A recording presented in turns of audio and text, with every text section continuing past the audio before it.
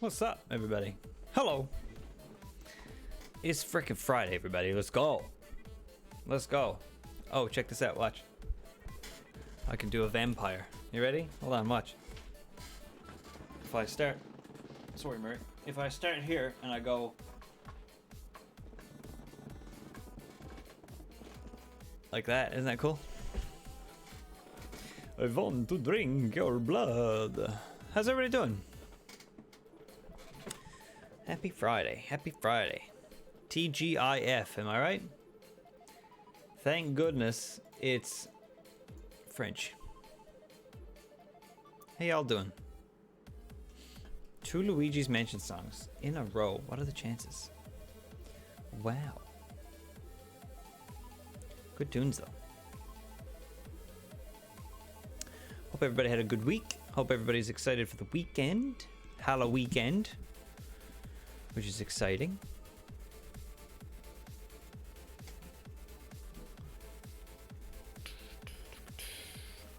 We are going to play some video games today on the stream. Isn't that strange? We're going to check out Cooking Companions. We played the demo for this game by accident in like February or March. I'm not sure when it was. But we didn't know it was a horror game at the time. We found out through sheer circumstance, and it was fun. It was hilarious that we were thrust into this surprising horror game all of a sudden. But that was the demo, and now the full version is out. We're gonna check it out. We're gonna jump in. I don't really remember much, just that I think the people that we live with or we have to cook for may or may not be like shapeshifters of some sort, or like animals, like animal people, and therefore we need to keep them happy so they don't like eat us, I think is like something. But then there was also something with the vegetables themselves, like the potato was like, we don't talk about the potato anymore. It was very hush hush about old potato, and like potato was like lost in the attic and stuff. So I don't really know what to be concerned about in the game, but I'm sure we will quickly find out.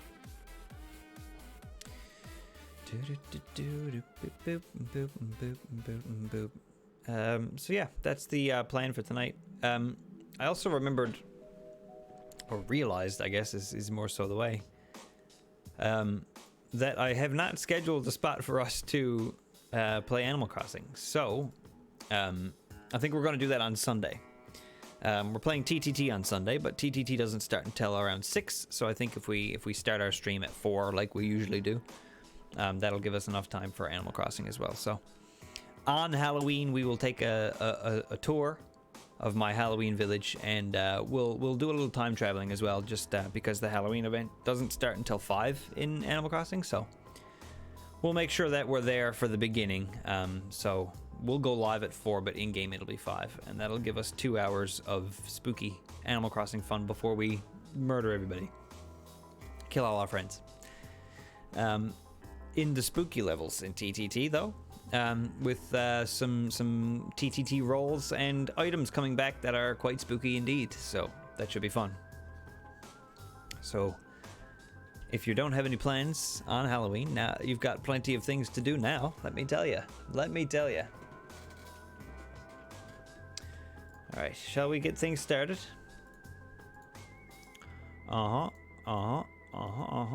Hopefully this stream is looking good too. I am getting, it looks like drop frames, and I don't even have the game open yet. So that's not good. And then 3 streams of tearing it down and building a new Happy Homes edition of the island. Oh man, oh, I cannot wait. How's it going, first off? Chris, how you doing? I don't know if we're going to tear down the whole island. We might just make some improvements. We're definitely going to try to remodel all of the villagers' houses. And we've got to take down all the Halloween kind of stuff and put up a bunch of Christmas stuff. We'll probably stream Animal Crossing a little bit in November, probably a bit more in December. Just like we did pre-Halloween, we'll try to do that pre-Christmas. Get it all festive. I'm looking forward to that. I'm really, really excited to play Animal Crossing more. I played it a lot this month. I'm doing good. Yeah, day's been much better. A much more normal day at work. Even with the hockey stuff still going on, it's still been a good day. It's still been a good day today, as opposed to yesterday. Thank you for checking in. I appreciate that. And I'm glad you're doing good. How's everything your way? Work going good?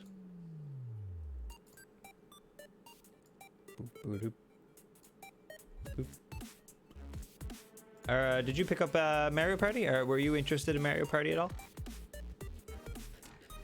If we get too spooked by cooking companions, we do have the option to swap over to a bit of Mario Party. Maybe we can check out one of the maps.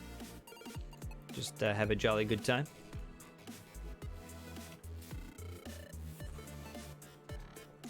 Boop, boop, boop, boop. I think we'll probably check out Terraria at some point as well. I don't know when. In the future sometime. I'd like to play a bit of Terraria, but maybe not anytime soon. We shall see. I played it a lot when it first came out, but not since. Exam tomorrow? More than likely fail. Oh no! Oh darn.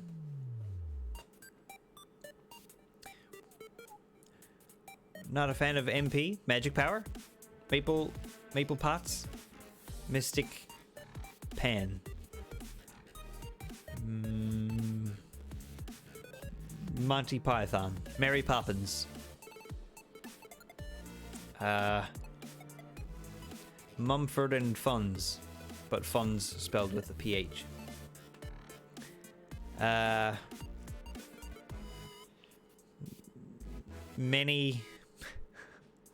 Many pits. My pits. Not a fan of my pits. I don't know. I have no idea. Mario Party. Right. That makes a lot more sense because we were just talking about it. Not a fan of Mario Party. That's fair. I guess it's not everybody's jam. I've been a fan since I was, since I was a kid. I played a lot of the first 2. Loved the third one. Third one was always my favorite, and I'm really looking forward to revisiting some of the old maps and stuff. So, but that's fair. I guess we'll jump into cooking companions because I am quite excited to see if my stream is going to break or not. It may stutter a bit while the game opens, but the game is opening, and that'll be why. So, fingers crossed. Cross your fingers. Let's pray. This is not a graphically intensive game. This shouldn't ruin everything, right?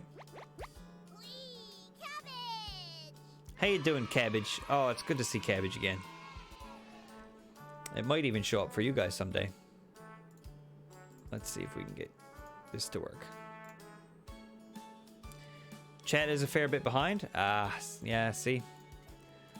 It's probably the stream lag. It seemed that...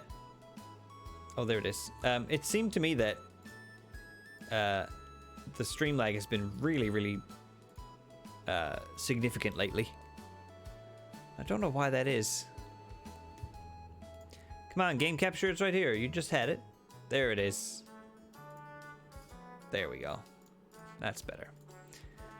All right, so I guess there's really no other explanation that we need for this. We just gotta kind of jump in, right? I'm not excited about it.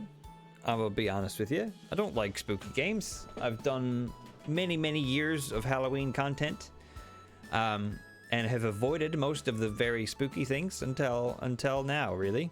I think last year was like my first foray into actual scary things with Phasmophobia.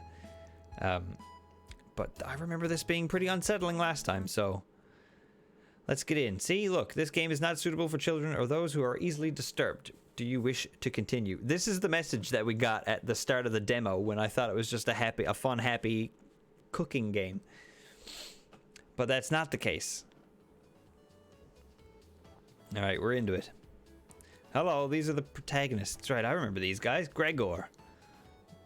That walk was brutal, but this cabin is amazing. Full kitchen, running water, it really has everything. Finally, a place I can read a good book in peace. I can't wait to... I'm sorry, everyone. It must be the dust. One second. Message from the landlord.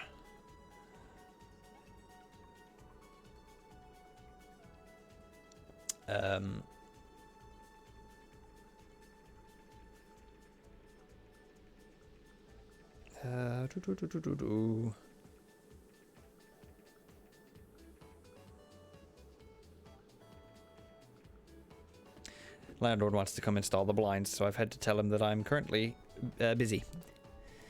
There's no such thing as demon vegetables that will eat you out from the inside. I'm really hoping that that's the case, honestly. Get those allergies under control, Mariah. I'm not gonna remember these voices. Don't worry, guys. I'm sure with a little elbow grease, we can make this cabin shine. So are you volunteering to clean, Gregor? No. Not many supplies here. I'm trying to give him like a nerdy voice. He looks like Harry Potter. Harry Potter. Not many supplies here. Guess we'll have to go out and get what we need. Luckily, I'm Harry Potter. There's a fireplace, so we can use the flue powder. I'm Harry Potter. So let's gather up some firewood, okay? Leave that to me, little guy. I'll tidy up around the cabin. Need to save Mariah from dying due to this dust. Ha ha ha ha. Hey. Allergies are nothing to joke about, Karen. I'm Harry Potter.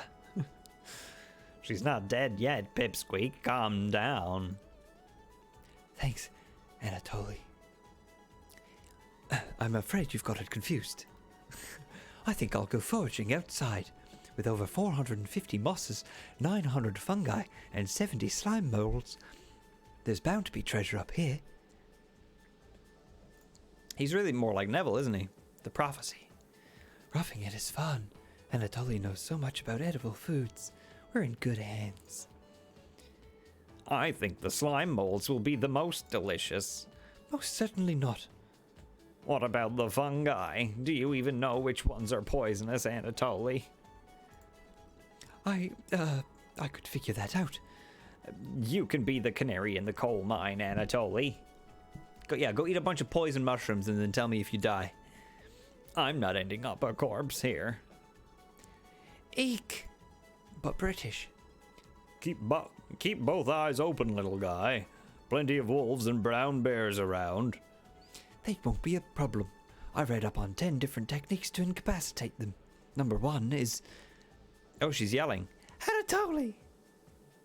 Sorry, Mariah. Got carried away again. I'll help... I can't. I'll help Anatoly look for food. I'm definitely better at warding off wild animals. If we come up empty-handed, we can always eat some of the food we've brought. You mean the emergency rations? Bad idea, chump. Hey, Anatoly and Mariah are getting the food. Gregor is gathering the firewood. That makes you our designated chef. Everyone's looking at you expectantly. You nod. Yes, indeed, I am the chef. Thank you very much. Very excited to try your cooking. All right, everyone, let's go to work while there's still sunlight. Later. Oh.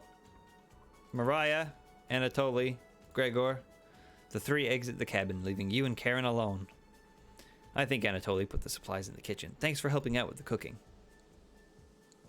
To save the game, right-click or hit the escape button on your keyboard to pull up the menu. Like this. I see. And then we can save. Right here. Back. Great. This menu will also allow you to adjust volume levels or exit to the title screen to view unlockables. How are the audio levels, by the way? Can we use more audio, or are you guys groovy? You feeling good? This menu will... right, we read that. Please note, going back to the main menu, or exiting the game without saving will remove progress you've made. Be sure to save. Do you have any experience making meals? I did a cooking stream that one time. Yes. Is that so? Looking at you, I think you'd be good at serving up food poisoning. Oh, wow, rude. That's pretty rude. It's good for you, Chris? Okay, cool. Sounds good. Literally. I think you'd be good at serving up food poisoning, right? It looks like Karen will remember that. Uh-oh. Anyways, going to check out the living room. Let's talk later. Sounds good. I'm gonna cook up a nice dish for everybody. You decide to look around the kitchen to find the ingredients for the meal tonight. You never know what you'll find around the cabin. Clues and secrets may be revealed by searching an area more than once. Why not give it a try? What area do you want to search first? Let's try the cupboards. That's where food should be. The first few cupboards are empty, and Anatoly must have put the supplies somewhere else. Okay. Behind the drawers, then, I guess? You check the drawers on the left. Just some dirty knives. Okay, well, I guess behind the wood pile. That's a weird place to put supplies. There's nothing but cobwebs back here. Thankfully, no spiders. Excellent. Okay, well, we're done. That's it. The cupboards again? You check the cupboards again. Just some mouse turds and cobwebs. The drawers again? You check the drawers above the mouse hole. Some kind of mold is growing in this one. Maybe Karen will find it appetizing. Behind the wood pile. You look at the wood logs closer. Oh, this is just a pile of Norway spruce. Check the wood pile again. The Norway spruce won't burn as hot as logs from an oak tree. These would be useless during a snowfall. God, is there anywhere else I can go? Check the cupboards again, dude. You check the cupboards for the 3rd time. Oh, we're checking different cupboards. I see. You found a dead mouse. Excellent. Great. This would be a great gift to give Karen. You added the dead mouse to your inventory. Jesus, she just thinks she was just joking. She's just kidding. She was just making silly jokes about us being a bad cook. Don't feed her a dead mouse. Hello? You check the drawer above the wood pile. Something is making it difficult to open. You pull it open with all your might. Oh! Cabbage! Hi, Cabbage. How you do? Oh, they're all here. In the demo, we had to find these guys one by one. How you doing, Cabbage? Good to see you. Chompettes, sound off. Never fear, Onion's here. Like my cousin Cornbread says, I'll rise to the occasion. Always merry, Raspberry. Potato, you gonna say anything, pal? Cabbage stuffed me into this drawer. I'm pretty sure this counts as kidnapping. Cabbage isn't too pleased with that. We're the Chompettes. Why talk with those boring humans? All they have to give you is drama. Come chat with us instead. We'll share valuable recipes you can cook. We'll share with you our secret Chompette recipes. Collect them all to be a 5-star chef. Potato's not having a good time again. You can find unlocked recipes in the main menu under Extra, but be sure to save the game. Well, let's save the game now then, yeah. Yes. To celebrate, here's your first recipe card. Roasted eggplant with sesame and pomegranate. Meat-free. Excellent. Lovely. I'm getting a lot of achievements. You guys can't see them pop up, but I'm getting achievements like left, right, and center. You unlocked your first recipe. If you ever want to talk, just come to the drawer. Chompettes, let's move out. All right, well, thanks, guys. Cabbage rudely slams the door closed. Cabbage seems like this, like, cutesy kind of game show host that just hates their job. You wonder if what you just saw was real. You're slightly worried about what this means for your mental state? Yeah, I don't say. But only slightly. Hey. Did you find the supplies? Shake your head. And I totally lied. He actually put them in the bedroom. Idiot. Here you go. You got the emergency supplies. Karen leaves you alone. Why are we here? Why are we in this cabin? Why are we all together? What is our relation? I'm confused. You start a fire with some wood and get to work on cooking dinner. Tonight's entree, vegetable stew. In a large saucepan over medium heat, you heat some water with potatoes, carrots, and celery in it. 15 minutes later, you drain the pan and set the vegetables aside. Placing some butter in the saucepan, you melt it over medium heat. Throwing some chopped onions in, you cook it about 10 minutes. The onions are tender and translucent. Perfect. You next mix in some flour, salt, pepper, and heavy cream into the saucepan, adding the vegetables to the mixture. Hours pass. Everybody's back. Oh, he's got a little friend now. We're back. More firewood than you'll ever need. And we found some wild sorrel. Maybe tomorrow we'll have a bigger bounty. Anatoly's burying the lead. We saw a red deer. Mariah saw a red deer? That's so cool. Yeah, that's great. Anyways, killed 17 spiders today while you were out looking at deer. Oh, Mariah doesn't like spiders. That should come as no surprise. There's over 160 species of spiders here. Oh. 160? Don't worry, Mariah. I'm sure they were all in the bathroom or something. No. Almost all of them were near the couch. Yeah. I was going to sleep on the couch. That's where 16 of them were. I'm not sleeping on that couch then. Well, they're not there anymore. All of those spiders are gone. Should be fine. And there's only 2 beds in the bedroom. Don't sweat it, Mariah. I can sleep anywhere, so I'll sleep in the rocking chair. I'll sleep with one eye open, just in case any of them swarm the couch. Thanks, Gregor. Karen and Anatoly, you two take the bedroom. Thanks, big guy. Joke's on you, Gregor. I always planned on taking one of the beds. Hey, Anatoly, I snore louder than a lumber yard. Yuck. Sweet dreams, chump. You turn back to your bubbling vegetable stew and try a bite. This tastes pretty good. It looks pretty damn good. Wow. I don't really like stew a lot. I guess the stew that they make here, because it's a bit sloppy for me, and I'm not usually a fan of sloppy stuff. But that looks really good. I can smell that. I can smell the potatoes.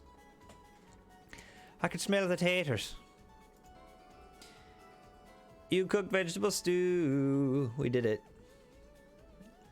You set the table and ask everyone to dig in.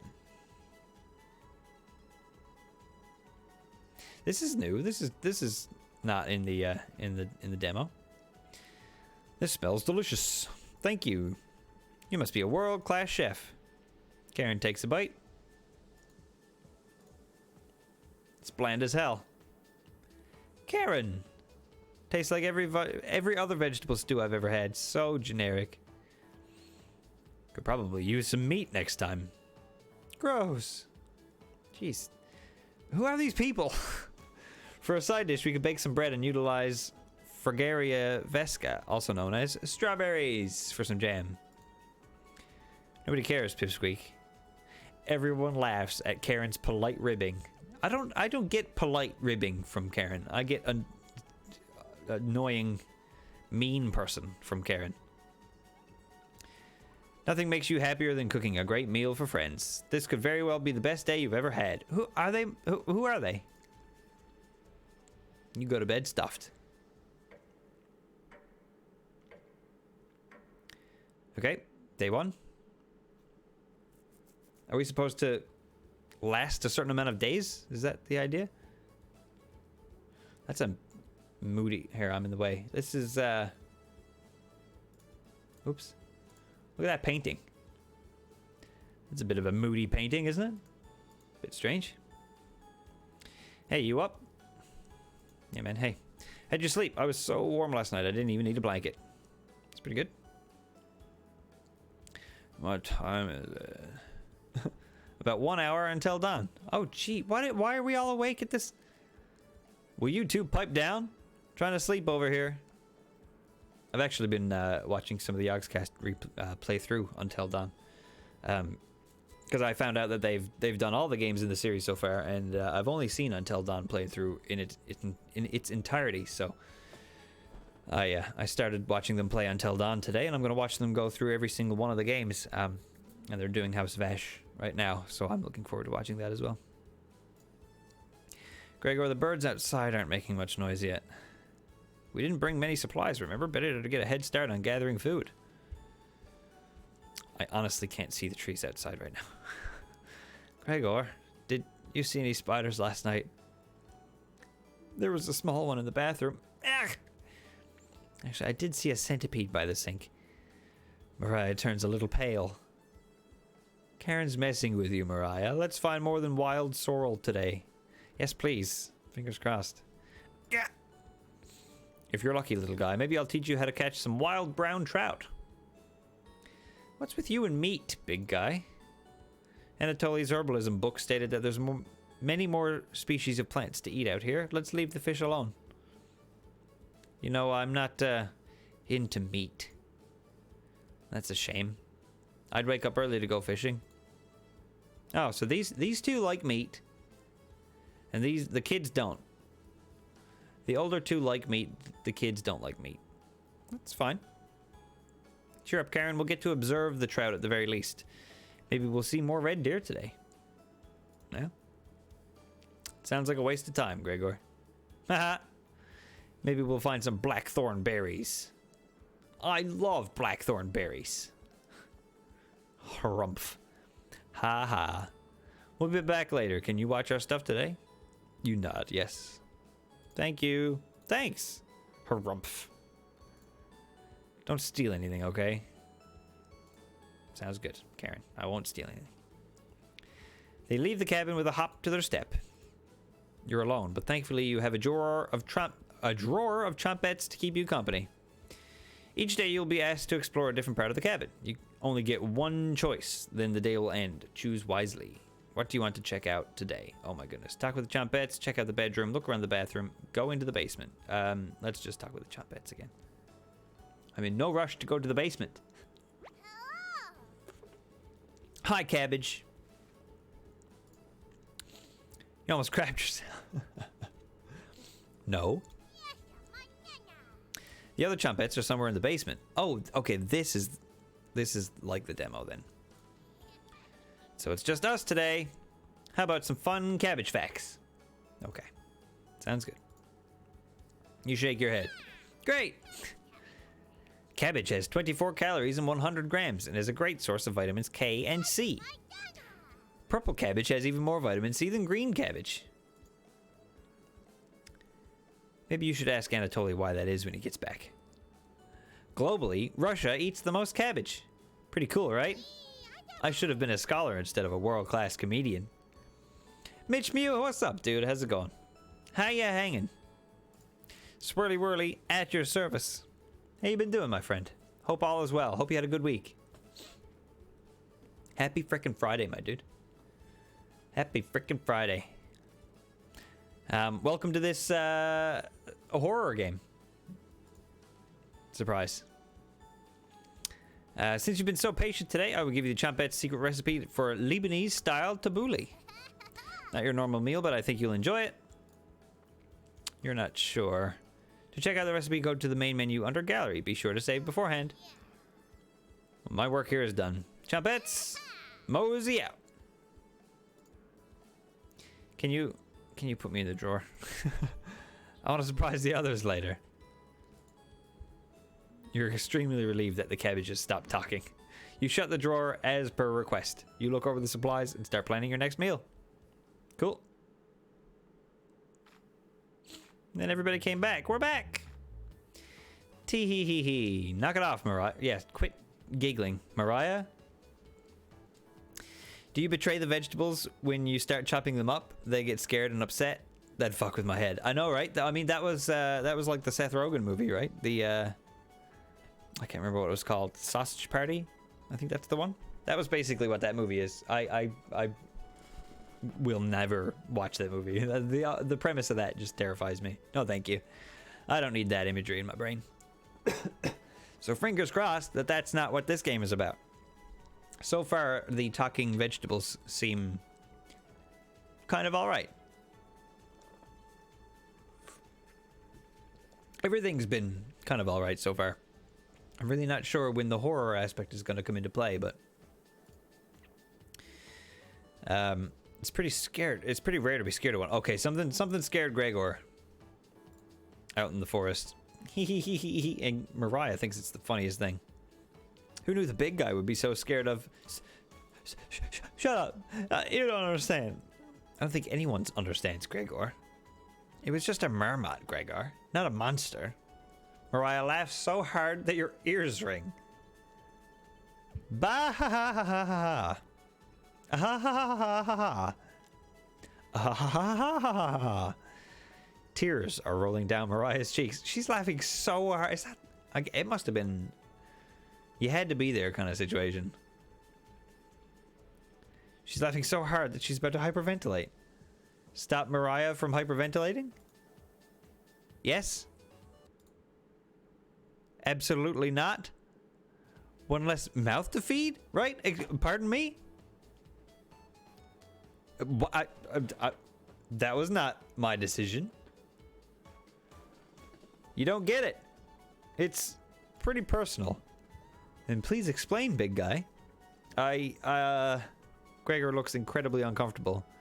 Hehehe, let's leave him alone. We found some raspberries and elderberries near the cabin. Quite the selection of berries. We also found more wild sorrel. Is this going to be enough for a good meal? Everyone is looking at you for an answer. You decide to do an inventory of all available ingredients. It takes you a while, but you decide on your specialty. Cabbage rolls. Oh no. Oh no. Now, we did speak with Potato the day before we cooked potatoes, so this might be fine. You first bring a large pot of water to a boil. You let the cabbage leaves boil for 2 minutes, draining the pot into the sink. In a medium mixing bowl, you combine some cooked rice, onion, an egg, salt and pepper, along with some tomato sauce. You use your hands to mix thoroughly and decide to wash your hands after it won't come off. Sorry, what? Dividing the rice mixture evenly between the cabbage leaves, you then roll them up and tie a string around them so they stay in one piece. You place the cabbage rolls in a large skillet over medium heat, pouring the rest of the tomato mixture over the top. Covering it, you bring it to a boil. Jesus, this is very descriptive. You reduce the heat to low and let the cabbage rolls simmer for about 40 minutes, being sure to baste it with liquid. Sounds pretty good to me. Hey, look at that. Oh, that looks really good too. You cooked cabbage rolls. Mariah looks optimistic. Karen looks skeptical. Anatolia looks curious. Gregor looks thrilled. You watch intently as everyone takes the first bite. Yeah. Have at it, boys. Dig in. That's pretty darn good. Oh, excellent. We finally impressed Karen. Wow, I could eat the whole batch myself.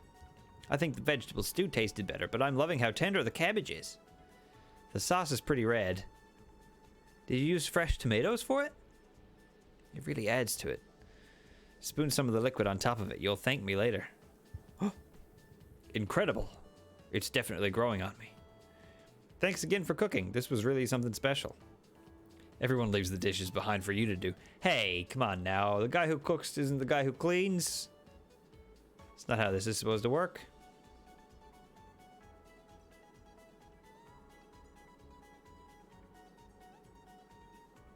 Oh. Not happening. You settle in and go to bed. Okay, so we're not doing the dishes. Okay, good. We're just gonna leave them. Everyone goes to bed full. Why is it just a black screen? That's so weird. Tomorrow will be another great day.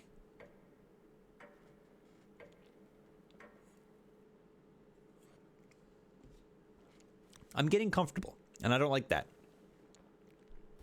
I'm getting too comfortable. Something's gonna scare me. Something's gonna jump out. I'm not ready. I don't want it to happen. Good morning, everyone. God, she looks like shit in the mornings. Again, Gregor. Can you let us sleep in? Not today. Why? Storm clouds are gathering outside. We need to find some food before it begins to downpour. Gregor, you're overreacting. We have enough food to last us a while. Enough food? I thought we used most of the supplies for last night's dinner. He's right. The meal you made was delicious, but it used a lot of what we had.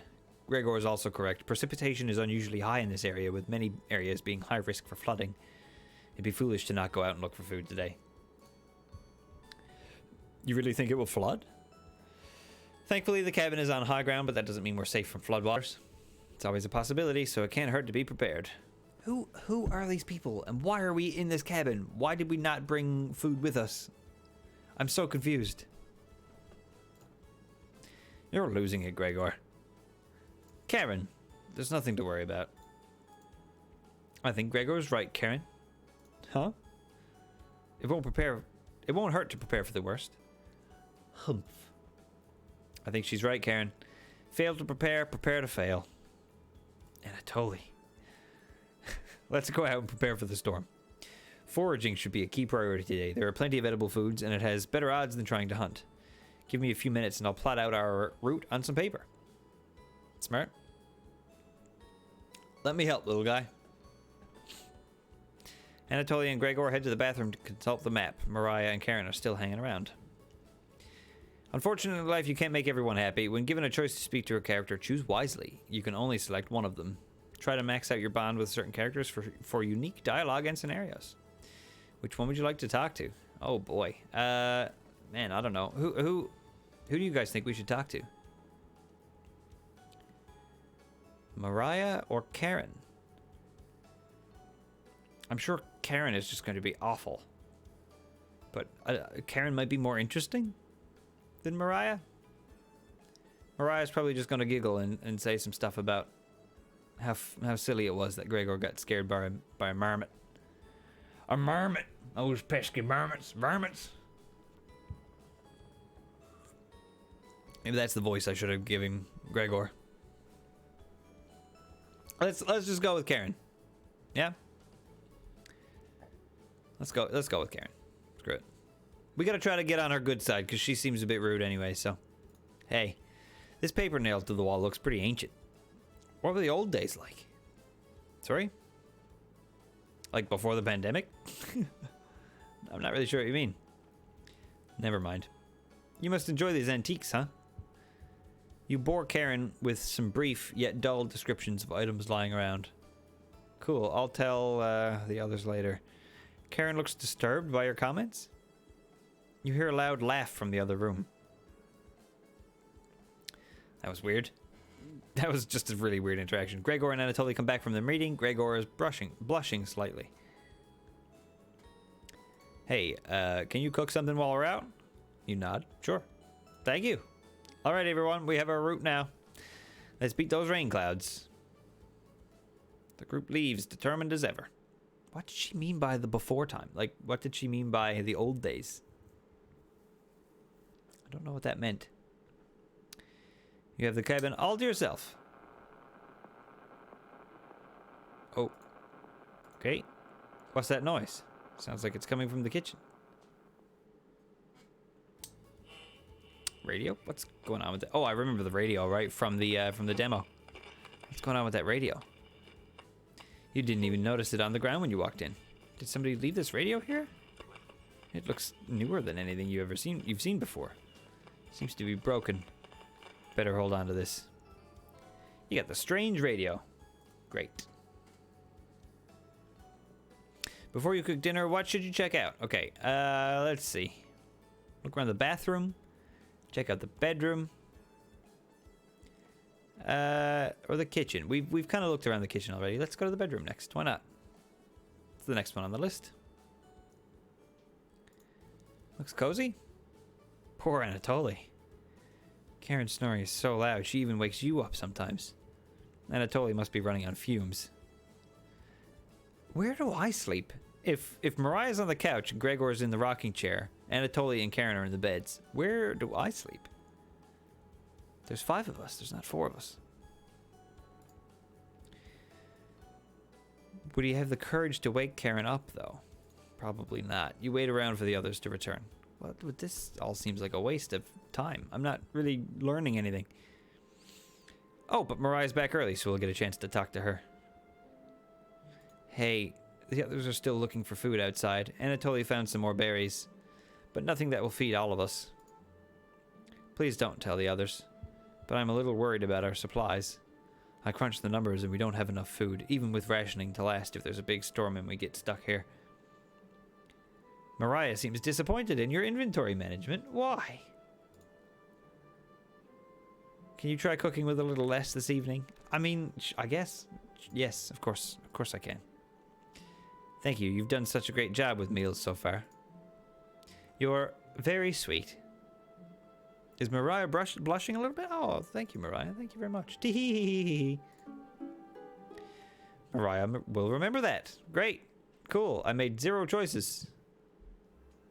But our relationship got stronger. Cool. I made no decisions to impact that. As far as I'm concerned. Maybe you can teach me to cook sometime. Yeah, of course. Sure. Looking forward to it. You could hold cooking classes here sometime.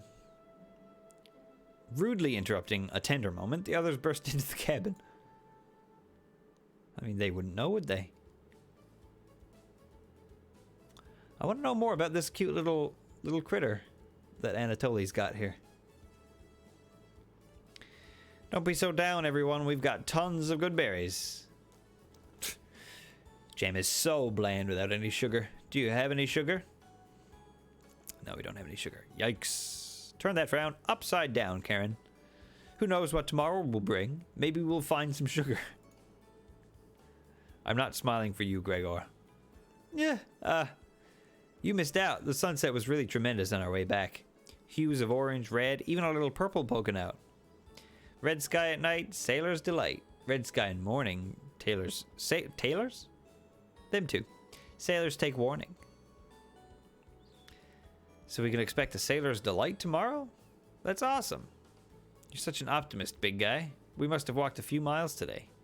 Gorgeous sights. You could even see snow on the tips of the mountains. That rumble sounded like a dying calf. You look from person to person trying to determine who it was. Who's the hungry one? Who is it? I bet it's Gregor. Oh, it was Mariah. Wow, okay. I'd recognize that sound from anywhere. Ha! Guilty. Aw, wah, wah. Mariah looks embarrassed, but the group laughs at her honesty. Ha ha ha ha. Except for you. You search your mind for something to say, but all you can think of is an old riddle. Those who have it do not want it. Those who have it least succeed. Those who have it for too long perish. When you feed it, it gets smaller. What am I? Dust? Try again, big guy. Everyone is pondering the answer. Mariah's face lights up. I got it. Is it hunger? Correct. That makes sense, because we're all hungry. I was gonna guess that. So what's on the menu tonight, chef? Bread and jam. I mean, that's all we've got. You crush the berries in your small mortar and pestle, spreading it on some crusty bread. I mean, that looks pretty good. You cooked raspberry jam and bread. The bread's a little tough. Gregor, don't look a gift horse in the mouth, but this homemade jam is to die for. Sorry. Nah, it's alright, Gregor. The bread kind of sucks. It's fine, but it's whatever. No, you're right, Gregor. This bread stinks. Mariah. Everybody laughs. You're not sure this could be called a meal, but I got the job done. Everyone thanks you for dinner and heads off to sleep. Excellent. Another successful day, I think. Well, not really successful, is it? Because we didn't really make much food, but that's fine. You go to bed wishing you had more. You have a strange dream. Something is riding on your back, and it's becoming a nuisance. You try to see it in the mirror, but you can't get a good look at it. You try almost everything, but it won't get off. The pain between your shoulder blades is getting worse by the minute. You wander away from the cabin, stumbling by a river to soak your pain in cool water. You didn't want things to come to this, but you've exhausted all other options. You swim out to the middle. Rocks on the bottom cut your feet. What? You slip and fall to your knees. You lean back, trying to submerge the thing underneath the waters. But it won't drown. It won't drown. It won't drown. You splash frantically, plunging your head beneath the water. The current takes you downstream. You try swimming to the shore, but it's no use. Water fills your mouth and nostrils and butthole. After a minute, you stop struggling against the current. As you gaze up at the sky, you feel it leaving your back, drifting into the sky as you sink to the bottom.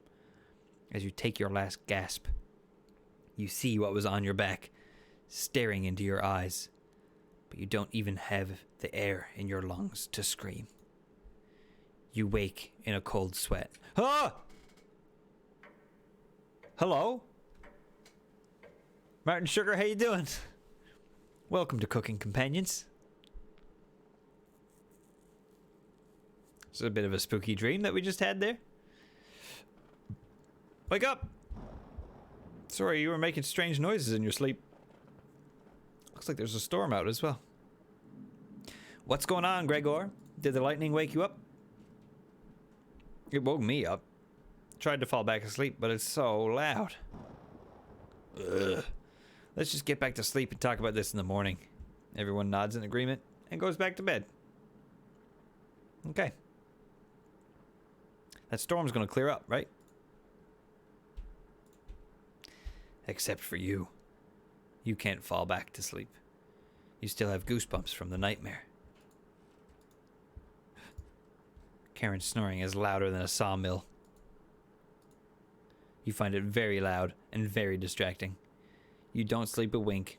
Everyone is now up and awake in the cabin. You hear the front door open and quickly slam shut. Anatoly sounds petrified. Whoa, what happened? Yeah, this is a spooky cooking horror game. Yeah, the vegetables talk to us sometimes. And these people are very mysterious and weird. I don't know who they are. I don't know why we're friends. I don't know why we're in this cabin. And I don't know why we're in this cabin with no food or supplies or anything. But they keep going out on a daily basis to gather like berries and stuff. And that's all we have to eat, apparently. We're just trying to survive in this cabin for some reason. I have no idea why. I looked out the door and we're completely surrounded by floodwaters. Looks like sailors take warning was more appropriate for today. Maybe it'll clear up tomorrow? You can't steal big guy's optimism, Karen. Why the hell not? That's all he has going for him. He's also good at chopping wood, though. Knock it off, you two. Mariah, don't you think it'll clear up tomorrow? I give it a 27% chance of it clearing up tomorrow. Based on what? I was bored stiff, so I read a book on local precipitation levels for the last 20 years in the living room. I can take a rough guess as to why you're friends with the redhead. I mean, I could. She kind of sucks, honestly. I don't really like Karen very much. But I see what you mean. Sounds like you're stealing Anatoly's thunder. Anatoly, you're a book nerd, right? Why didn't you read the book? Yuck. Couldn't make it past the cover. Is that right? Yes. That bookshelf has some great books on artisan crafting and natural sciences. Why let them sit there gathering dust? How did you arrive at a 27% chance of it clearing up tomorrow? It's easy. Take the time of year, multiply it by a factor of... Mariah begins to explain meteorology to you. I hate it when someone just tries to explain meteorology to me. Ugh. She isn't dumbing any of this down. It's similar to where... So the first thing you need to understand, minutes of explanation feels like hours. You look over at Anatoly. He's listening intently to Mariah. So intently, he hasn't blinked yet. He just loves meteorology, I guess. Leave the kid alone. You can see his eyes drying up. Anatoly, blink, dude. A tear rolls down one of his cheeks. This is brutal to watch. Mariah finally wraps up her lecture. She ends with a bow. Nobody claps. Tough crowd. Mariah, that was awe-inspiring. You lost me. This is so weird. This is so weird. You lost me a few minutes in, but it's okay. I didn't understand a word of it. Haha. Anatoly turns to you. Anyway, there's no telling how long this will last. We can't leave the cabin until these floodwaters stop. I know our food situation is a little tight, but I know you'll make the right decisions. I believe in you. What's wrong with Mariah? Me too. What is wrong with her? It looks like we have enough leftover berries for more bread and raspberry jam. I'll pass on the jam. Just give me more crusty bread. Everyone laughs. Except for you. With everyone stranded in the cabin, you need to keep everyone fed and happy. You sneak out to the kitchen while everyone's still talking. Ah. You get out some crusty bread and get to work making some more jam. With the kitchen to yourself, you decide to check in on the Chompettes. How you doing, everybody? Hello. Hi, Cabbage. Don't worry, as leader of the Chompettes, I'll make sure none of the humans know about us. That big guy would try eating me like an apple, so definitely don't tell him about us. Potato has nothing to say again. Bread just giggles. Are your plans going awry? That's funny. Whoa, okay. Got another cornbread classic for you. Did you hear about the bread maker's bakery burning down? No? Her business is now toast. Bread sounds horrifically evil. That one's been done to death. Do you know how raspberry and milk were introduced? You tell her no. Raspberry, milk, shake. It's not a very good joke at all, Raspberry. You let out an audible groan. Did cornbread teach you that one? Nope. Wasted an entire day thinking about that terrible pun.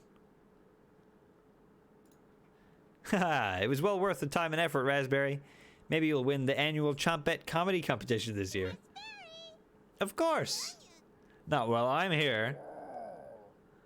I won't choke on stage this year. Isn't that every year, Bread? Oh, Potato actually said something this time. It was to insult Bread. We still talk about that closing line, Bread. You're going to do great this year. Anyways, don't even think of eating us if you're hungry. Chompettes stick together through thick and thin. Rain or shine. Feast and famine. Potato, I swear to God, repeat the line or we're locking you up again. Jesus. Life or death. That's right. Chompettes, move out. I don't know who to trust. I don't know who's evil and who's horrific. I don't know what's going on. I have literally no clue. The Chompettes somehow managed to close the drawer on themselves.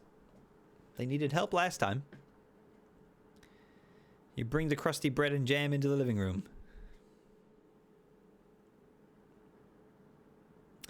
Karen interrupts as you bring in the food. Took you long enough. Karen looks at the 2 slices of bread left and the mason jar of raspberry jam. There's mold on these last 2 slices of bread. Uh-oh. Karen is right. What the hell is the matter with you? You grip the knife. Okay. Alright. People are getting angry. I'm starting to grip a knife. Let's strap in for this. The true evil was the friends we made along the way. Exactly, yeah. Oh, God. You grip the knife tightly in your hand. You think this is enough for 5 of us? I can't conjure up food, Karen. Cut me some slack here. Wait, we can't throw this bread away. It's all we have left. Gregor's right. Anatoly, will mold spores give us food poisoning? I'm, no scientist. I know, right? The spooks have to start soon. Sorry. Let's pick off as much mold as we can. We can't leave with the floodwaters, so this will have to last us another day. Everyone grimly nods, ripping apart their piece like a pack of wolves. Gregor seems to unhinge his jaw to eat it in one bite. He looks like a duck eating bread. Quack, quack. He does not. This man does not look like a duck. Okay? This guy looks like a bear. Or like a wolf. He is not a duck. That's a man's man right there. Do you see how he's got his arms tied? Make sure his muscles are all bulgy. Bread and jam isn't much of a meal, but it's more than we had when we left Ukraine. We were in Ukraine? Okay, where are we now? Until this storm is over, nobody should leave the cabin. Should clear up if we just give it a chance. Anatoly, where are you getting that information from? One of the books, the bookshelf about climate change here. You're illiterate. So that definitely is a lie. I've seen him reading. Little guy's been studying. I'm serious. He pretends to read those books because he wants us to think that he's smart. But I can tell he's just staring at the pages, faking it. What do you think? What a strange decision to thrust upon us. Anatoly doesn't know his weather conditions from a hole in the ground. Karen is correct. Anatoly can read. I saw it with my own 2 eyes. I mean, I don't know, man. I haven't seen him. He didn't read that book yesterday. And I haven't seen him read, but it doesn't mean he's illiterate. I'm gonna stick up for the guy. He must be going blind then. Thanks, I don't know why Karen would make something up like that about me. You aren't fooling anyone, Anatoly. Karen has stormed off. Thanks for backing me up. Cool. Never agree with Karens. Exactly. That's what I've got going on in my brain here. I'm not siding with Karen. No way. Good to have someone so positive around. Anatoly looks relieved. You think he'll remember that? I guess let's call it a day. Yeah, sure. Fingers crossed, no creepy nightmares tonight. 10 minutes later. Hey, Karen likes to find somebody's weaknesses and use them against them whenever she's frustrated. Just wanted to thank you for backing me up earlier. You're very sweet to do that. Anatoly looks at you with a look of admiration, but he's saying this. Heh. See you tomorrow. Got your back, my friend. Anatoly looks like he's blushing as he walks away. You're definitely sure Anatoly will remember that. Oh man, do both of the younger people have crushes on me? Uh-oh. Our relationship is stronger. Okay. Relationship with Anatoly is going up pretty quickly. Again, really don't feel like I've made many decisions to have impacted that, but here we are. You get ready for bed and put a blanket on. You go to bed very hungry. It's fair. Day 4. You don't dream the entire night, but you sleep through everyone waking up. Oh. We must have been pretty tired then. And that's how fast a deer could run if startled. Whoa! Incredible. I wish we had deer here. With the food getting lower, let's just skip today's meal. No. It's only for one day. It's still storming. It's day 2 of the storm. Various cultures and religions have practiced fasting throughout history. That doesn't make us feel any better, Anatoly. What options do we have? Our food wasn't rationed properly. They're making it seem like it's my fault because I was in charge of cooking and I used all of our ingredients too fast. But, like, I didn't know. I didn't click any buttons. Maybe you start eating each other? Yeah, I'm kind of getting that vibe, right? Like, we might have to pick someone to eat soon. I don't want to do that. That's not a fun Friday afternoon game.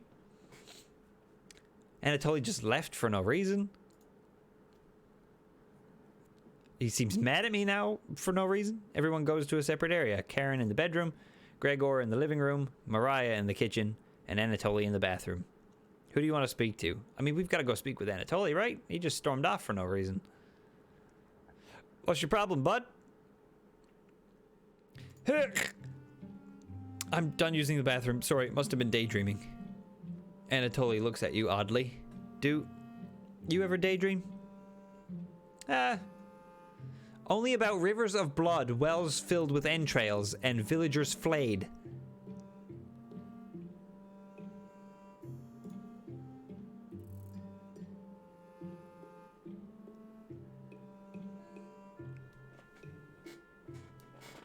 All right. Jesus. Game. Hold on. It'll come back. Come on, OBS. You got this. Come on, pal. Come on, pal. You got this. You got it. You can. There it is. There you got it. You can do this. You thought you were the only one, right?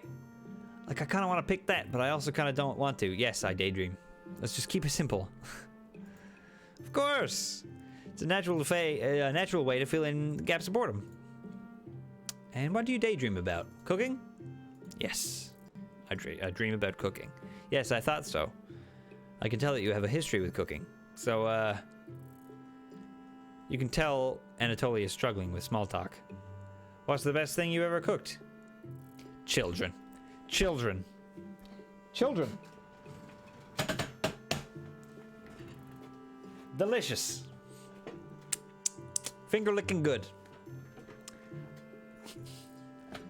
I kind of want to say children. I want to see what his reaction is. We're going to pick children. He didn't like that. And listen, I don't blame him. The music stopped. What? That's a pretty gross joke. I think I'm gonna puke. Anatoly is getting paid. I was just kidding. Calm down. I gotta go. He leaves in a rush. You head back to the others. Okay, clearly we don't share the same sense of humor, I guess. I probably shouldn't have joked about cooking and eating children. It's whatever. Wish the rain would just stop.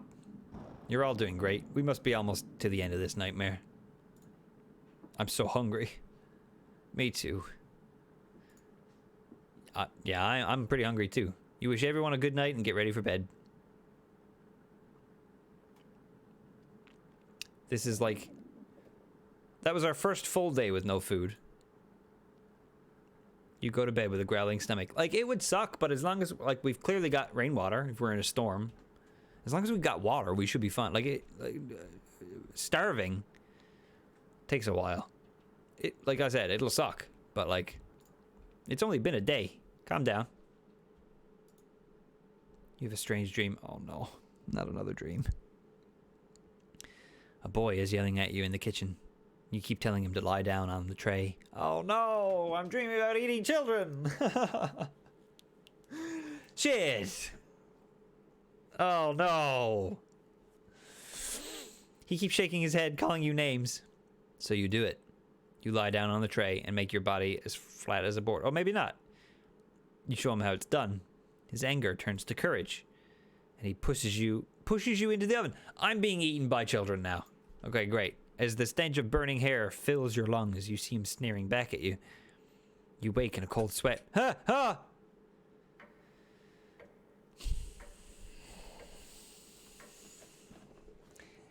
Shouldn't have made jokes about eating children. Ba-ba-da-ba-ba-ba-da. Everyone seems to be sleeping in later than normal. Their stomachs must have kept them awake all night. The rain is still pouring outside. You can barely make out the trees from the windows. You hear a stirring of blankets, arms, and legs. Mariah looks petrified. Hi. Couldn't sleep. Anatoly has bags under his eyes. No, he doesn't. This storm is too loud. What I got from that was eat the children before they eat you. Exactly. Yes. Those sons of a bitches think they can pull one over on me? No, sir. I'll eat those kids before they eat me. These two particular ones, if I've got to. We'll see. Karen does not look very good. I know you can't see her. There you go. She does not look very good right now. The cabin was creaking so much last night. In fact, should I move myself? Should we be down here? I'll block text if I'm there, I guess. Nah, we're fine where we are. We'll just hang out here. The cabin was creaking so much last night. It sounded alive. Gregor, see, now they're throwing something else at me. Is it the do the vegetables want to kill me? Do these people want to kill me? Or does the cabin want to kill me? I'm confused now. I don't know. I got a good look out the window.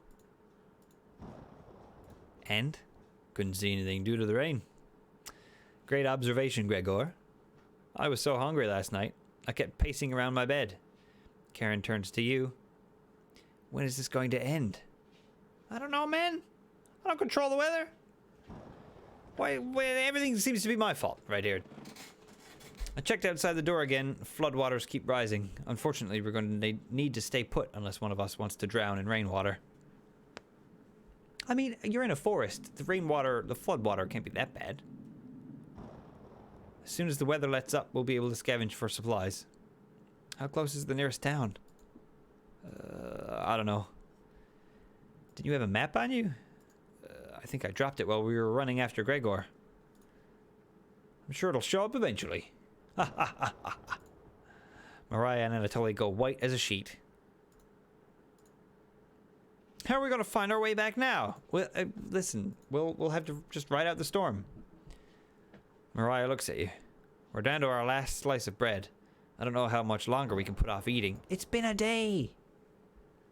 Slow down. It'll clear up in no time. Maybe you're right. The group looks worried. They all gravitate to an area. You can tell Gregor is putting on fake optimism, and Mariah is having trouble. Which one do you want to speak with today? We haven't really spoken to Gregor at all, so let's give him a chance. See what he's up to. Oh hey! I know you already searched the kitchen, but I had to double check. It's a fool's errand. There's no food in here. I wish everyone was in better spirits. It can't rain forever, right? Yeah, sure. Rainfall in this area can last days to weeks. Oh. You tell Gregor to stay strong. You know what? Thank you. The group is really thankful for your kindness. Gregor blushes a little bit. Listen, I don't mean to sound like that guy. All right? Is everybody falling in love with me right now? Right? I always wanted to be the one that kept everyone in good spirits. But it's obviously you. But it's obvious you do that much better. Gregor is looking at you fondly. You're sure Gregor will remember that. Maybe he's just happy. Alright, we got 2 relationship hearts with Gregor, 2 with Anatoly, and I think just the 1 with Mariah so far. The rain is pounding hard against the wooden cabin. Sounds like a good night. It's a dating sim? I didn't think it was a dating sim. I didn't realize. I would have picked someone to try to date. I just thought cooking horror. You tell Gregor to keep his spirits up and join the others. You call everyone together. They all look grim. You could cut the tension in the knife. You could cut the tension in the room with a knife. Everyone is staring at you. What, like I'm gonna magically pull up some food? They're expecting that last piece of bread for dinner. You bring it out. Everybody can't take their eyes off of it. You instruct everyone to take a pinch. And slowly all 5 of you tear it apart like a wishbone. Everyone studies their piece of bread carefully, wondering how long it will last. Karen is the first to eat hers. She chews each bite a few hundred times before swallowing. Anatoly chews it cautiously, opening his mouth once he finishes each bite. Mariah nibbles on it silently, eyes wide, moving from person to person. And Gregor just pops it in his mouth like a cherry. Delicious. Crusty bread. It was gone in an instant. The group thanks you awkwardly. just like that voice crack, am I right? Hey. Puberty. It's not much. Well, not puberty. It's quite a bit, actually. But you've run out of options. You wish everyone good night and get ready for bed. You go to bed starving. Oh, dear. No dream, though.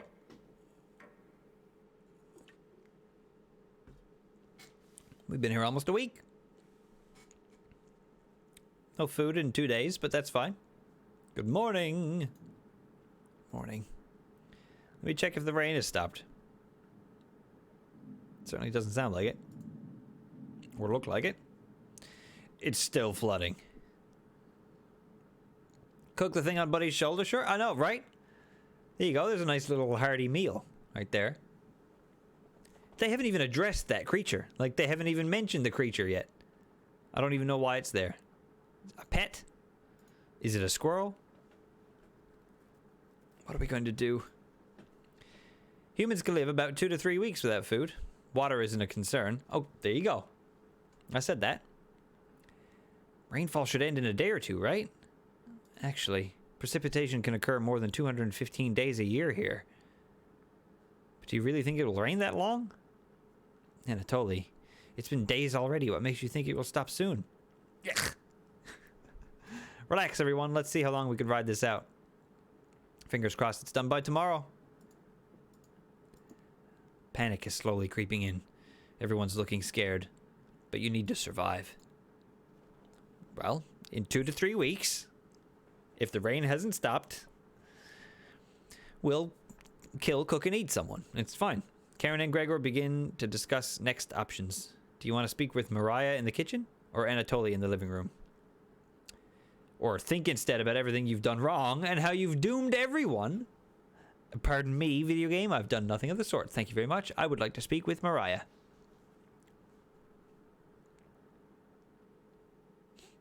Hey. Mariah looks relieved to see you. Oh. All right. Well, that was easy. We did it. That's good. We're just that charming, I guess. Very good. How are you holding up? Yeah, I'm more concerned about you. Not very good. That's very sweet of you to ask. Mariah's looking at you intently. She gets a little closer to you. Hello? I noticed you didn't use any meat when cooking. Usually I have to pick it out from the foods the others make. But you respected that. Thank you. Mariah is looking at you with admiration. I need to speak with Gregor for a minute, but thanks again. I got you. Friendly neighborhood chef man. You're definitely sure Mariah will remember that. Good. Ooh. Hell yeah. Hell yeah. All right, we've got the biggest heart rating now with Mariah all of a sudden. That took quite a turn. Still hate Karen though. No thanks. You decide to check out the drawer again. Cabbage? Oh, it's just potato.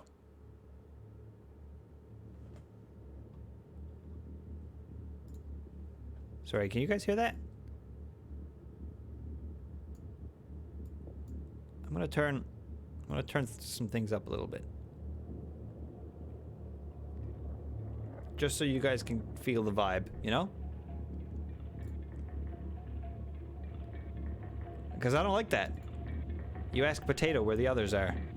They'll be back. They wanted to explore the labyrinth of tunnels around the cabin. Surely you've seen the mouse holes, right?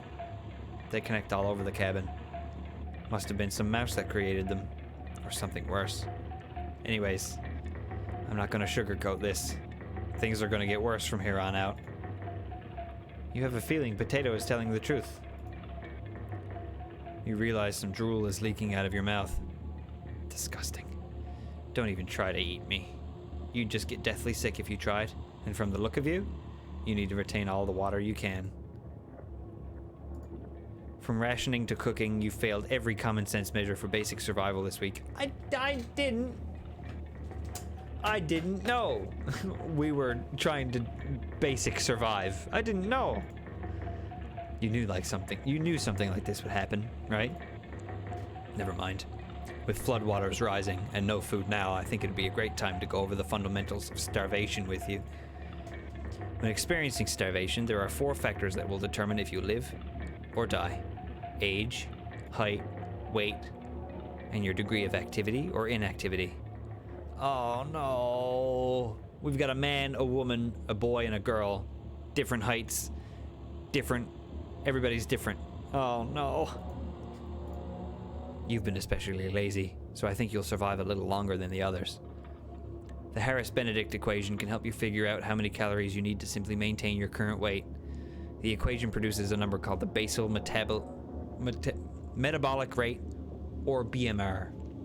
Stay with me here. Excuse me? BMR equals 655 plus 4.35 times weight in pounds plus 4.7 times height in inches minus 4.7 times age in years. Got it? For fun, let's try it out on someone here. Mariah. Using Harris-Benedict, she looks like she's 120 pounds, about 5 feet 5 inches tall, about 20 years old. Crunching the numbers, I think she'd need about 1,388 calories daily. But that's being abnormally stationary. She'd have to lay in bed all day and night, just eating, breathing, and using her brain. Not very common when you're starving to death. People tend to get up more. If she was being very active, let's say swimming through floodwaters, we'd need to multiply that 1,388 calories by 1.9. So now she needs 2,638 calories per day.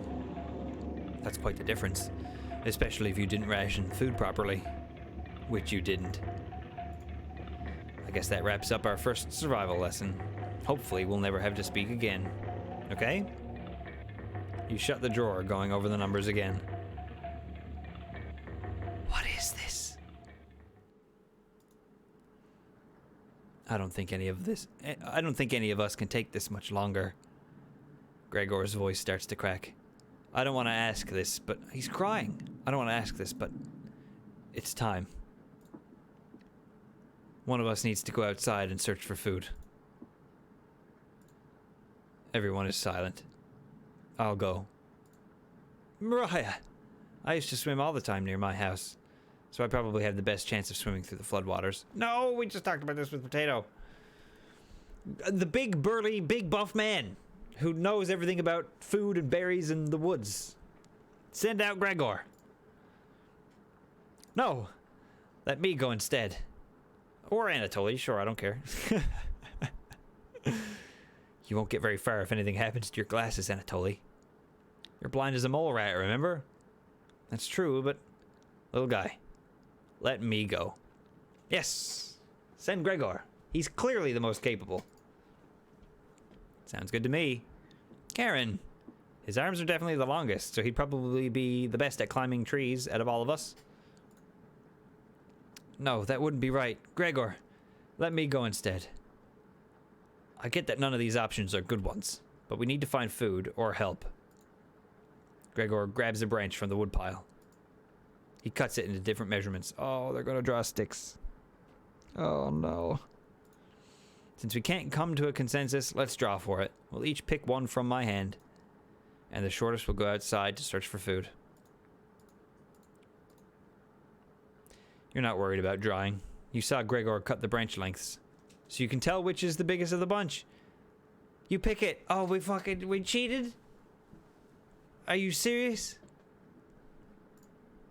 You watch the others intently. Oh, no. Will it be Gregor? Anatoly? Karen? Will it be Looks like I've got the shortest. Mariah, no! It's almost Christmas. We need your music. At the same time, though, if Gregor were to stay and things did turn for the worst... He does have the most meat on them bones. You're right. You are correct. If we were logically thinking about who we should eat out of these 4 people, it would be Gregor, I suppose. The sad music and everything now, too. Mariah. It's okay. I watched Anatoly forage earlier, so I'll know what to look out for. Just swim until you find higher ground, then scout the area. Maybe we'll find a fish out there. Everyone looks heartbroken. This is such a ridiculous scenario to be in. Karen, Anatoly, and Gregor. Not me. Swirly Pilgrim. I'll keep us alive. I promise. She promised. Everyone watches as Mariah leaves the cabin. The silence is deafening. Goodbye. I wonder if it, like, always picks the person you had the highest relationship in. Which we just got to be Mariah. Or maybe that always happens, because it kind of forced us to like Mariah the most, all of a sudden. The door shuts behind her. You can faintly hear her yell about how cold the weather is, and then silence. Mariah has left the cabin. I'm sure we'll see her again. The rest of the group nods. Everyone stays up, waiting and waiting.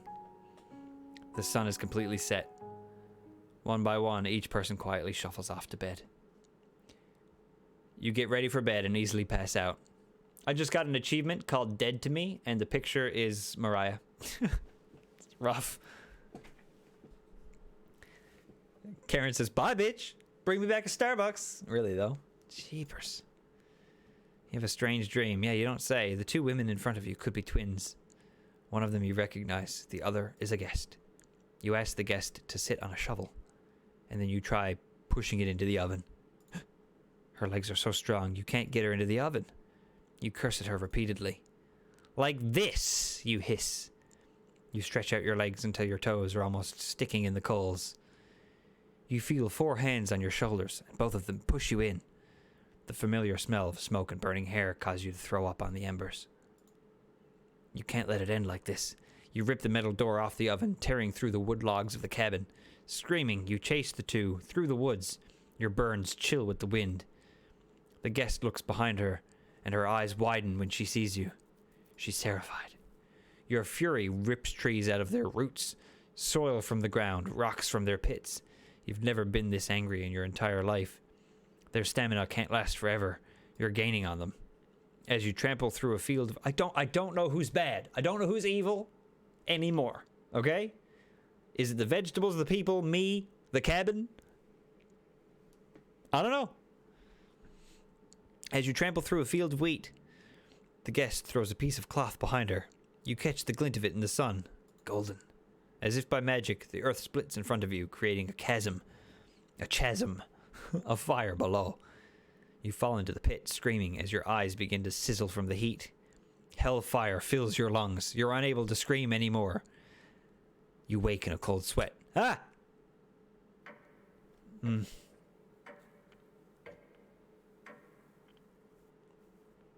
It's a weekend.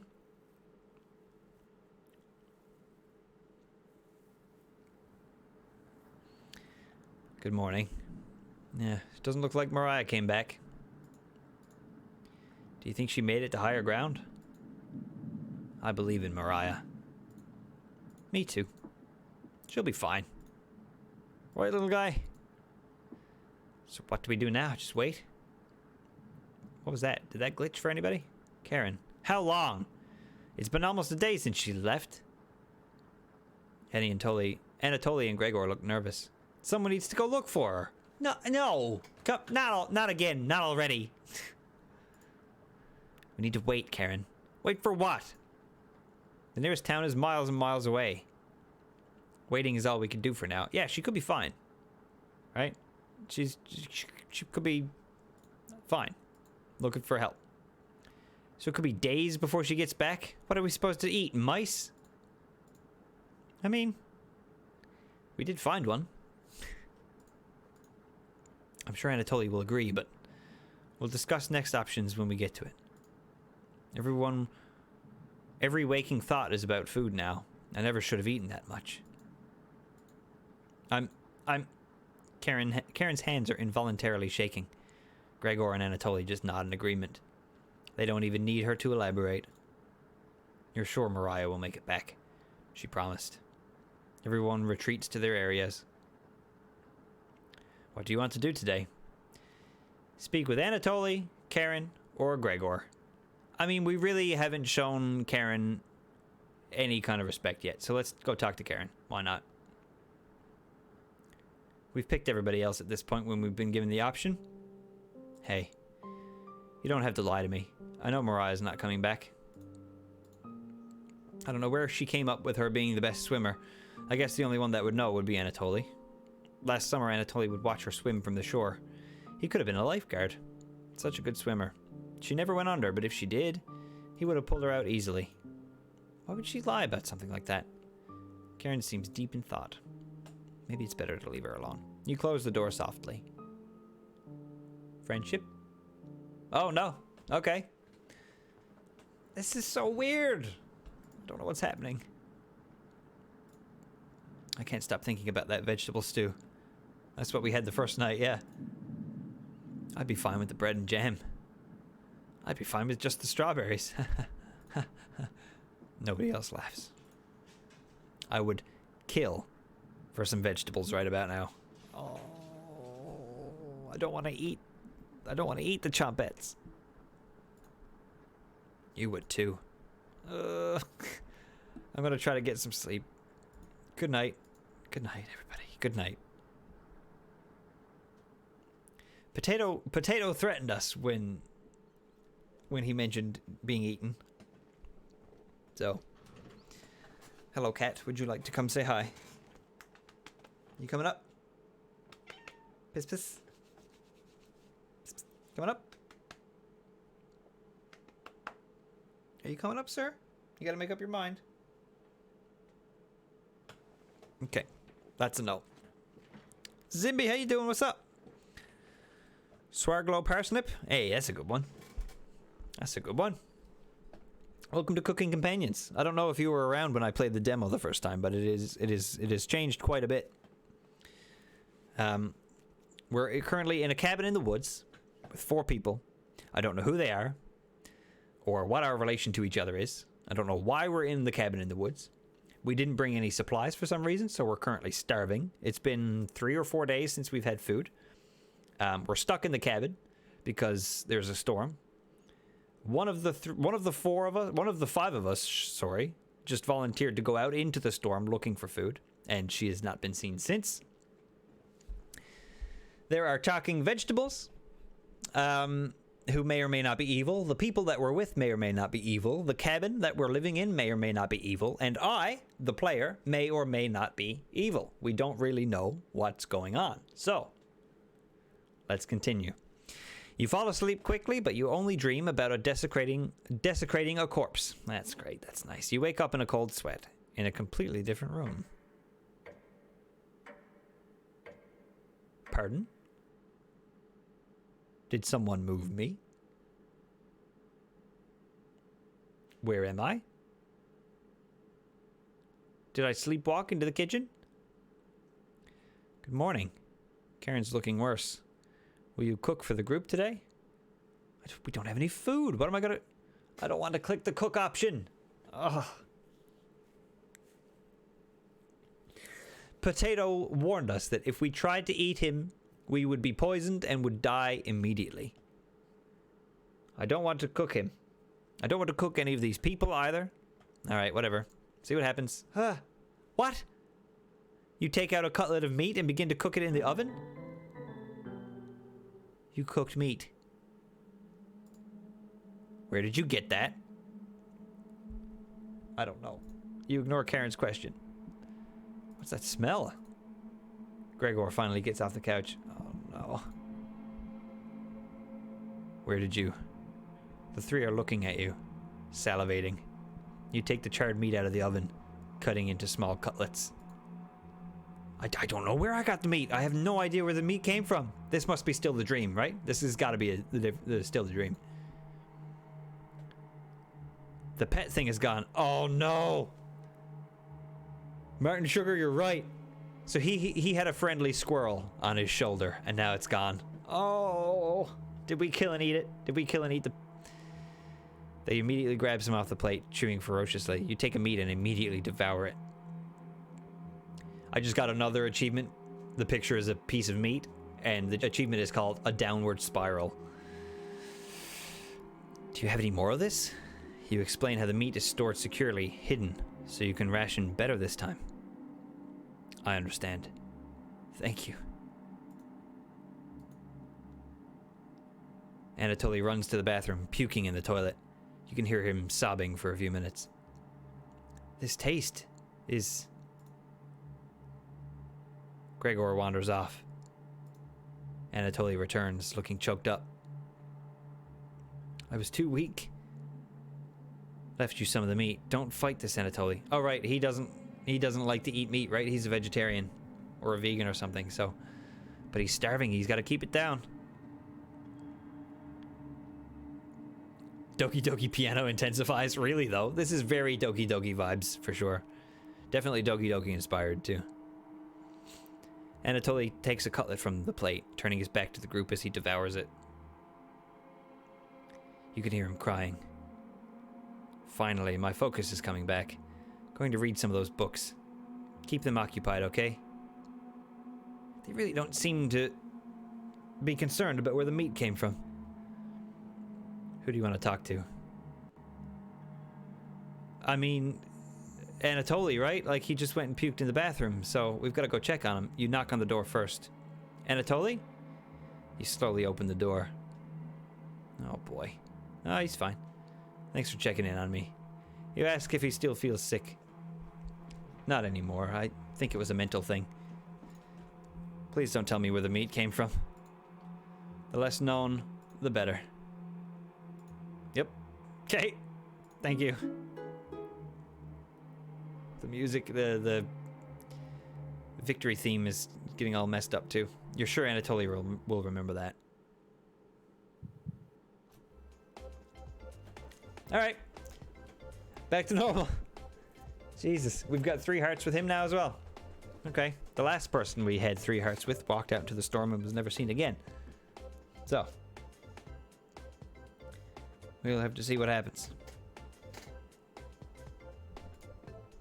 Boop, boop, doo, doo. You leave Anatoly and go tidy up some parts of the kitchen. Excellent. Chompettes are here? Nope. Hours pass.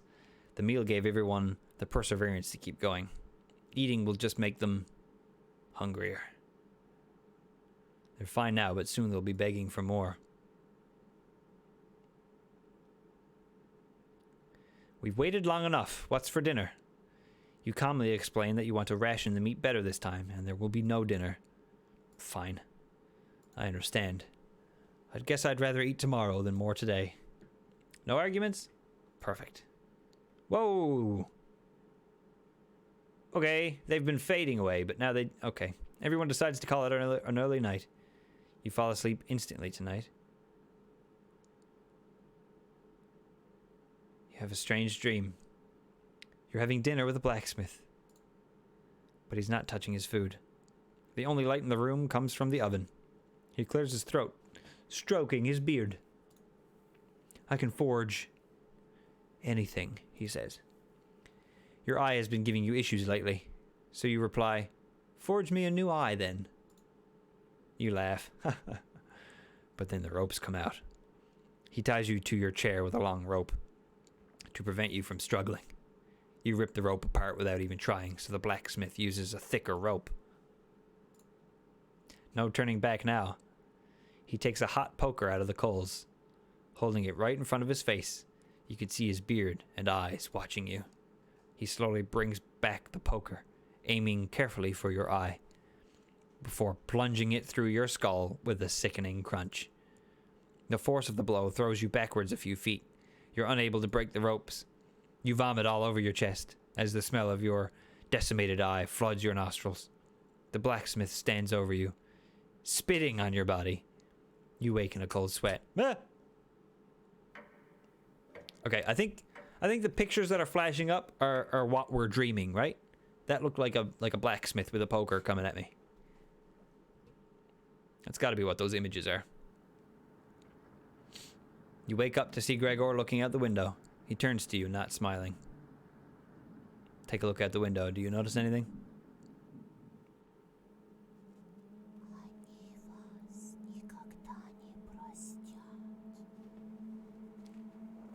Nope. No. No, thank you, sir. Excuse me. Did not give you permission to whisper into my ear. Video game? Didn't like that. Hello? The floodwaters have receded a little bit, but everyone is still bound to the cabin. Okay, so that... I mean, the floodwaters do look pretty bad. Who was whispering? The trail used to be completely visible. It's gone now. Good morning, big guy. Will Mariah make it back? This might sound a little crazy, but every night around 2 a.m. I can hear her outside. She makes this awful gurgling noise, like she's trying to get water out of her lungs. Have you heard her, Gregor? Sometimes when the rain gets faint, I think I can hear her whispering. Oh, that was Mariah. Excellent, good. I haven't heard anything like that. When she's whispering, it's like she's trying to tell you something. Right? Ah!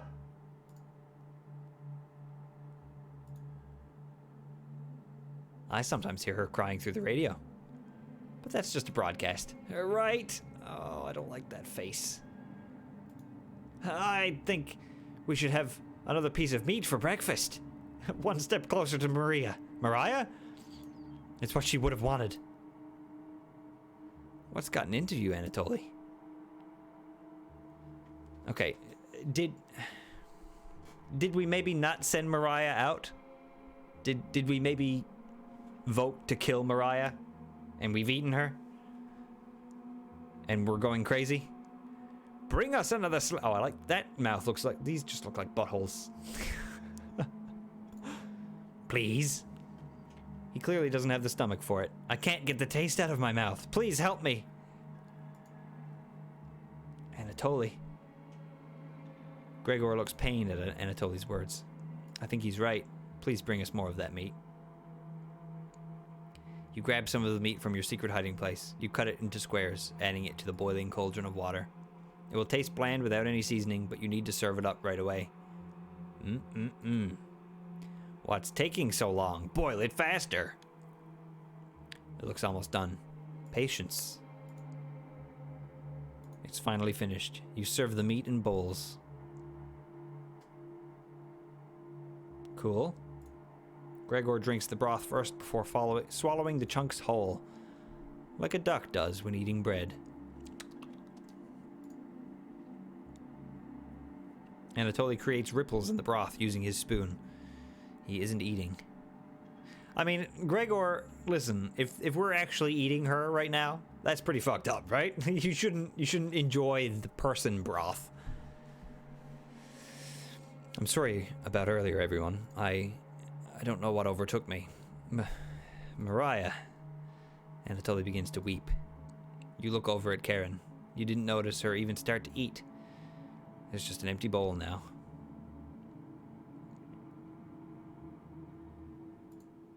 Karen is staring right at you. How much more meat is left? You explain how most of it has gone bad. This is the last of it. Oh no. How could you be so careless again? You remember Karen's knife. You need to think fast. What the hell are we supposed to do now? Wait around again? This storm isn't ending. You clear your throat. Anatoly? Oh, we're speaking now. Yes? I think tomorrow you should look for Mariah. Or forage for plants outside. I think you should go tomorrow, little guy. Nobody else can identify edible plants like you. Please, Anatoly. You can swim back after a few hours. Gregor's right, Anatoly. Oh, yeah, because apparently he's a better swimmer than Mariah, right? And or maybe we're actually voting to eat him next. I have no idea what's happening. Maybe we'll find Mariah out there. I think Mariah's fine by herself. He still hasn't accepted what happened yet. She doesn't need anybody's help. But we need your help, Anatoly. That's right, Anatoly. Please help us. Let me sleep on it. Okay? No problem, little guy. Harumph. Are we going to eat him next as well? I'm confused. I'm very confused. Mariah disappeared and then we suddenly had meat. But the little creature's gone too, so I don't know. Everyone shuffles off to their rooms reading books and knitting to pass the time. You go to bed ravenous.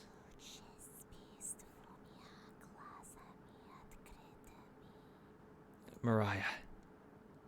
Something is approaching. Hey! Onion. Don't be a cry. Yes, it's very good to see you, Onion. Thank you for showing up. Onion! Not going to be very sweet today. I'm worried about Anatoly. He's going to cave to peer pressure. Can you stop him from leaving the cabin?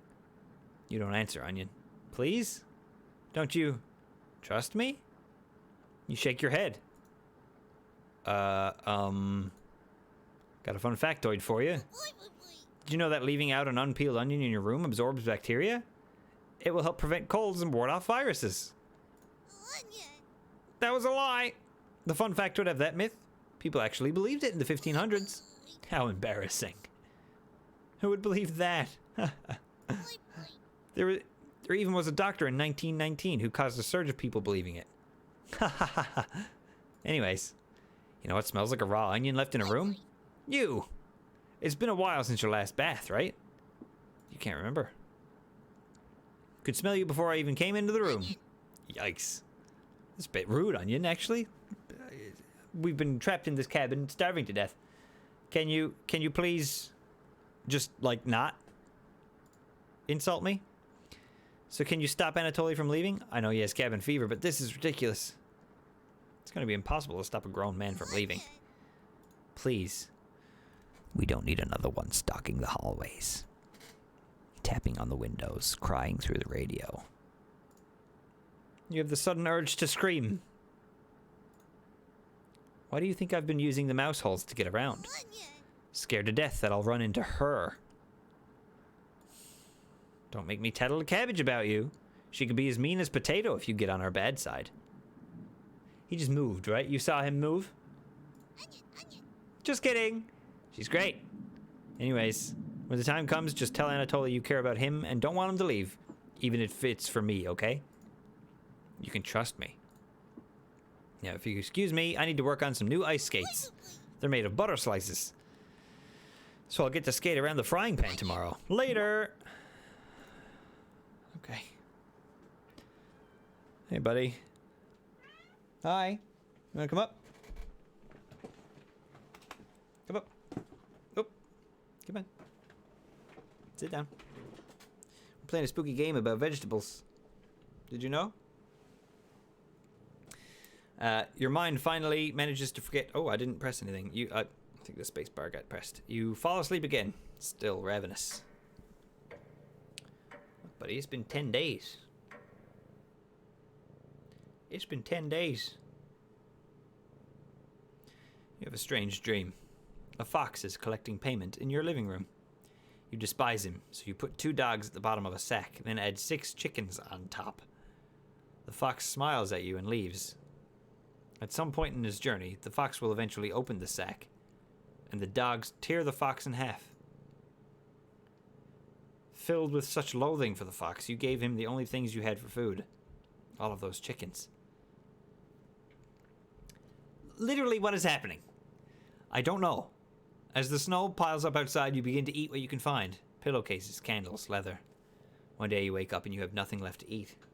You've got lots to eat, don't you? Don't you? Don't you, little guy? Hello. Hello. One day you wake up and you have nothing left to eat. Absolutely nothing. Just an insatiable hunger. A few days later, you go mad and leave the cabin. A nearby tree looks like charred meat. Your iron teeth cut through the tree bark, tearing your gums apart by the splinters. Your mouth fills quickly with blood. Days later, a deer gallops by. The first creature in the woods to see your corpse. You wake in a cold sweat. You think you might get what's going on? Yeah, funny that I mentioned Until Dawn earlier. Getting very Wendigo vibes from all of this, not gonna lie. I think I might have said that in when we played the demo. What? Not a cat? No, Guybrush is freaked out. I don't know, I'm getting Wendigo vibes for sure. Something smells terrible in the living room. No, that's Lego Bowser, you can't have that. What smells terrible in the living room? Someone puked in a corner. You wipe it up with a rag to save them the embarrassment. Gross. Good morning. Good morning, little guy. Well, Anatoly, what's your decision? I barely slept last night. Her whispers came through one of the holes in the floor. She kept telling me to come outside. We don't want to rush you, but one of us puked last night. So that's what that smell was. Anatoly, my patience is wearing thin. You have 1 hour to make a decision. What? Why so quickly? Because I'm not waiting any longer. Okay, look at Karen's face. I think Karen's kind of losing it a bit here. Oh, you can see the glint of Karen's knife under her dress. Best to watch out for that knife. Okay, that's bad. It's pretty bad. The group disperses. Tensions seem to be rising. You have 1 hour to kill. What do you want to do? Talk with the Chompettes, converse to Karen in her bedroom, chat with Anatoly near the basement, or speak with Gregor in the living room. We went down to the basement in the demo, right? We went down into the basement and something horrible happened and it reset the whole thing, right? So maybe we should go near the basement a little bit. I know that's a really bad idea normally. What do you guys think? I want to pass this on to you guys. What would you guys do in this situation? Who would you talk to? Like the Chompettes would be all right too, I guess, because they might be able to. I don't know.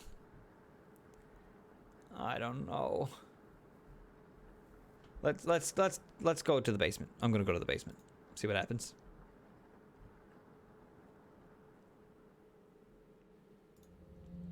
Anatoly looks pale. You would have talked to Karen, Zimby? I could have talked to Karen too, I suppose. She was clutching that knife quite a bit. Thanks for coming over. And it totally seems comforted by your presence. Oh, there you go. Okay, that's all you gotta do is pick someone, and the relationship seems to increase. Except for Karen. We picked Karen that one time, and we have not had a relationship bar with Karen whatsoever yet. Not even once.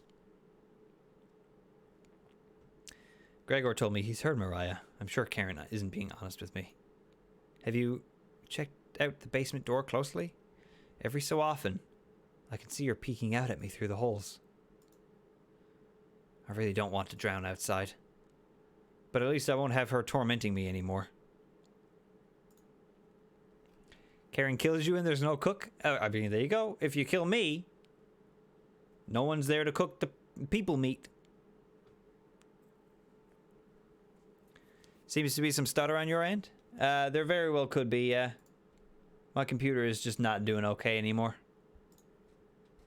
And based on some recent news, it looks like getting a new computer is quite far away now. Instead of quite close, it is quite far away.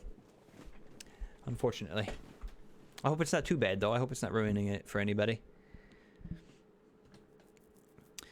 You know what's in the basement, don't you? No. Wow. You aren't kidding anyone. You're just lying to yourself. Please get away from me. You oblige. It looks like Anatoly will remember that. I feel like this could be everyone's coming together for a meeting. I feel like this could be like one of those you need to play it 5 or 6 times and make the right decisions based on the ending kind of thing, you know? Because they keep referencing things that I don't understand, and they keep asking me questions that I don't actually know the answer to. So I'm feeling like if we play through it once, maybe we'll learn some things and then we can answer differently a second time through, you know, that kind of thing. As in be, it's fine. It's entirely out of my control, so that's all we can do. I have not given the computer a deep clean, no. I'm gonna factory restore it over the weekend. I just wanted to get the Halloween stuff over with, because we've got a lot of events planned. I think the rest of the Spookinanny is all me now, so I just haven't had time. But tonight and for most of tomorrow, I think I'll try to get it working because I really want the Mario Party stream to go well tomorrow. I think it's just streaming computer games and like playing the game itself and also using OBS at the same time is just too taxing on my PC. It's just been too much. You okay, little guy? Anatoly looks pale, like he's going to pass out. Have you made a decision? Yes. I'll help you all out. I promise. Thank you, Anatoly. Big tears rolled down Gregor's cheeks. I'll miss you, big guy. I'll miss you too, little guy. Harumph. Thank you, Anatoly. I know this wasn't easy, but it's for the best. Karen. Yes? Aye. Gregor looks at you expectantly. Did you want to say anything to Anatoly? You say nothing.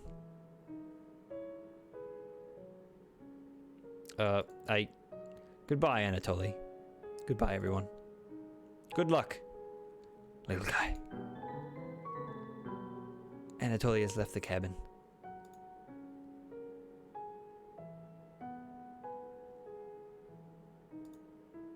See you soon, little guy. Harumph. I guess all we can do now is wait. Good night. It seems like we wake up, have a conversation, and then go to bed. Not much happens during the day. But I guess when you're starving, you're just trying to pass the time as much as possible, right? So I didn't tell him the truth. Gregor is getting choked up. I didn't tell him. Missing him already. Oh. Gregor curls up on the couch for the night, turning his back to you. It seems like a lot of really messed up things are happening in this cabin, you know? And nobody seems to be questioning any of it. You shut your eyes, quickly falling asleep. Sorry, what was that? You hear a scraping from the floor. Oh, Mariah, please, no. Leave me alone. Ah, it's bread. Found you. You explain how this isn't a good time right now. This is no laughing matter. I'm worried about Gregor. He's as tall as a tree, but as dumb as a brick. What's the root of that? That wasn't funny. Another cornbread classic. You're being very unpopular right now. Oh, more tree jokes. Okay, right. Root. Poplar. I get it, yeah. Yeah, Zimby, it's bread. He's one of the 5 champettes. We've got, let me see if I can remember them all. We've got cabbage, of course. Cabbage, onion, raspberry, bread, and potato. Yeah, the 5 champettes. That's a tree reference. Do you get it? Anyways, you need to protect Gregor from the red-haired woman. Cabbage called an emergency champette meeting and told me to give you this mission. Watch out for that knife and protect Gregor at all costs. Understood? Well, I was supposed to help Anatoly, not leave. Because Onion told me to. Yeah, I'll protect I'm trying to protect everybody, really. Hey, quit picking. It's the yeast you can do, right? Oh, now he's back to bread jokes. You tell Bread that pun didn't make any sense. On a roll today, I'll see you around. Bread hops away, squeezing himself through the mouse hole with a small pop. You fall asleep. What are you doing, buddy? You can't play with Lego Bowser. I'm sorry. He's not finished yet. When he's finished, you can, though. You fall asleep thinking about what Bread told you. You have a strange dream. It's lying on the table in front of you. You take off the glasses first, partially cracked, and set them down next to the workbench. Working the saw, you wrap the cuts in an old newspaper. Some of it gets soggy immediately, so you begin drying the cuts with a towel before wrapping. Much better. Guybrush. What are you doing? Hold on, guys. He's like clawing at my wall. Quit scratching the wall. That's the wall. Scratch your scratching post. Sorry, Murray. Didn't mean to bump into you like that, my dude. Sorry. You hear something approaching. You clench a fist and get ready to strike whatever's coming for you. You wake in a cold sweat. I hope it's not coming for me now.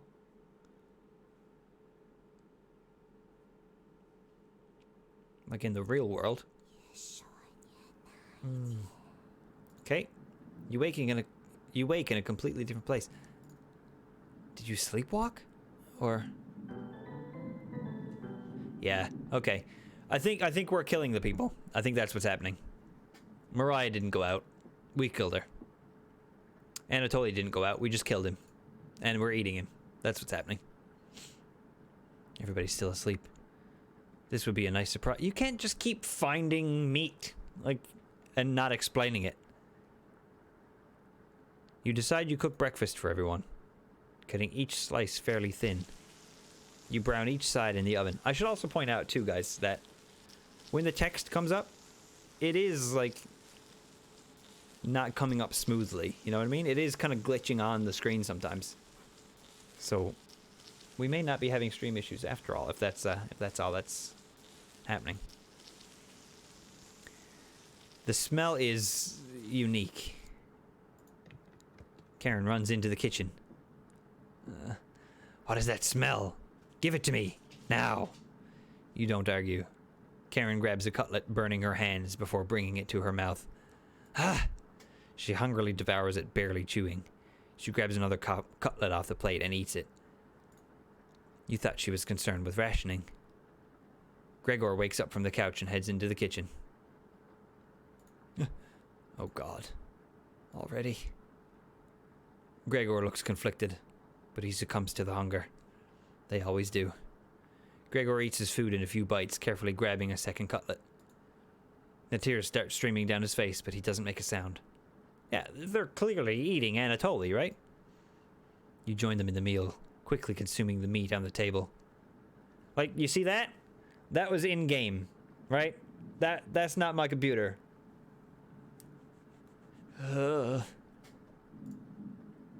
She's gone nuts? Yeah, I think you're right. I can think straight again. We'll be out of here in no time. No need to ration anything now. Karen is sounding more determined than ever. Maybe we were, like, experimented on in the Ukraine or something like that, and that's why we escaped, but we're some sort of... Maybe, like, all 5 of us are some sort of creature? And we need to eat meat for some reason? I'm not sure. I'm going to lie down on the couch, try to keep this food down. Gregor crawls onto the couch, turning his back to you. Or maybe we are just people who are going hungry. Like... I'm confused. Karen leans in to whisper. I'm glad Mariah and Anatoly are gone. They were stopping us from bonding properly. How did you get so good at... it? You tell Karen. After one bite, it just made me feel whole again. Even with the nightmares, it's worth it. It took a few nights, but I fought back. And now it's all I can think about. I read the book on necropsy. Necropsy? Necropsy? The text is ancient, but the diagrams are beautifully drawn. Very descriptive. How many years did it take you to perfect the craft? Yeah, see? See? We're killing. We're like the butcher. We know how to cook humans. And we know how to, like, carve them. Carve the meat and stuff. You tell her. Yeah, right. I used to tell Mariah that you weren't funny, but that's not true. Sorry about that. You've grown on me. Karen pauses, deep in thought. You know Gregor can't swim, right? He'd be the next to leave, but he doesn't stand a chance outside. They always seem to come back, right? In one way or another. Why wait for him to come back? Oh, maybe... Oh, okay, maybe that's what we're doing then. We're sending them out, and if they don't find anything, when they come back, we kill them and eat them. And Karen just wants me to kill Gregor right now. Just get it over with. Karen hands you a vial of liquid. I think you know what needs to be done. This is a strong anesthetic. Don't ask me how I found it. I want you to slip this into Gregor's mug tonight. This is for the best. He won't feel any pain until he wakes up. All you have to do is stand back and let me work on him. Oh, Karen's got the knife. Okay. So Karen does the killing. I do the cooking. Right? Perhaps that's what's going on? This request is beyond extreme. Yeah, you don't say. Will you do this for me? No. Nope. Bread wants me to keep Gregor safe, and I want to keep Gregor safe, so no. Make the potato drink it? Really, though? Yeah, come over here, potato. Have a little swallow of this. Fine. Save that for a rainy day. I have everything set up by the couch. You don't have to watch. The restraints should be easy to apply myself. Gregor's strength is a farce. Gregor? Hi! Hey, Karen. What are you doing? Untie me! Oh my god. This will be over soon, Gregor. Ah! Stop! Stop! Well.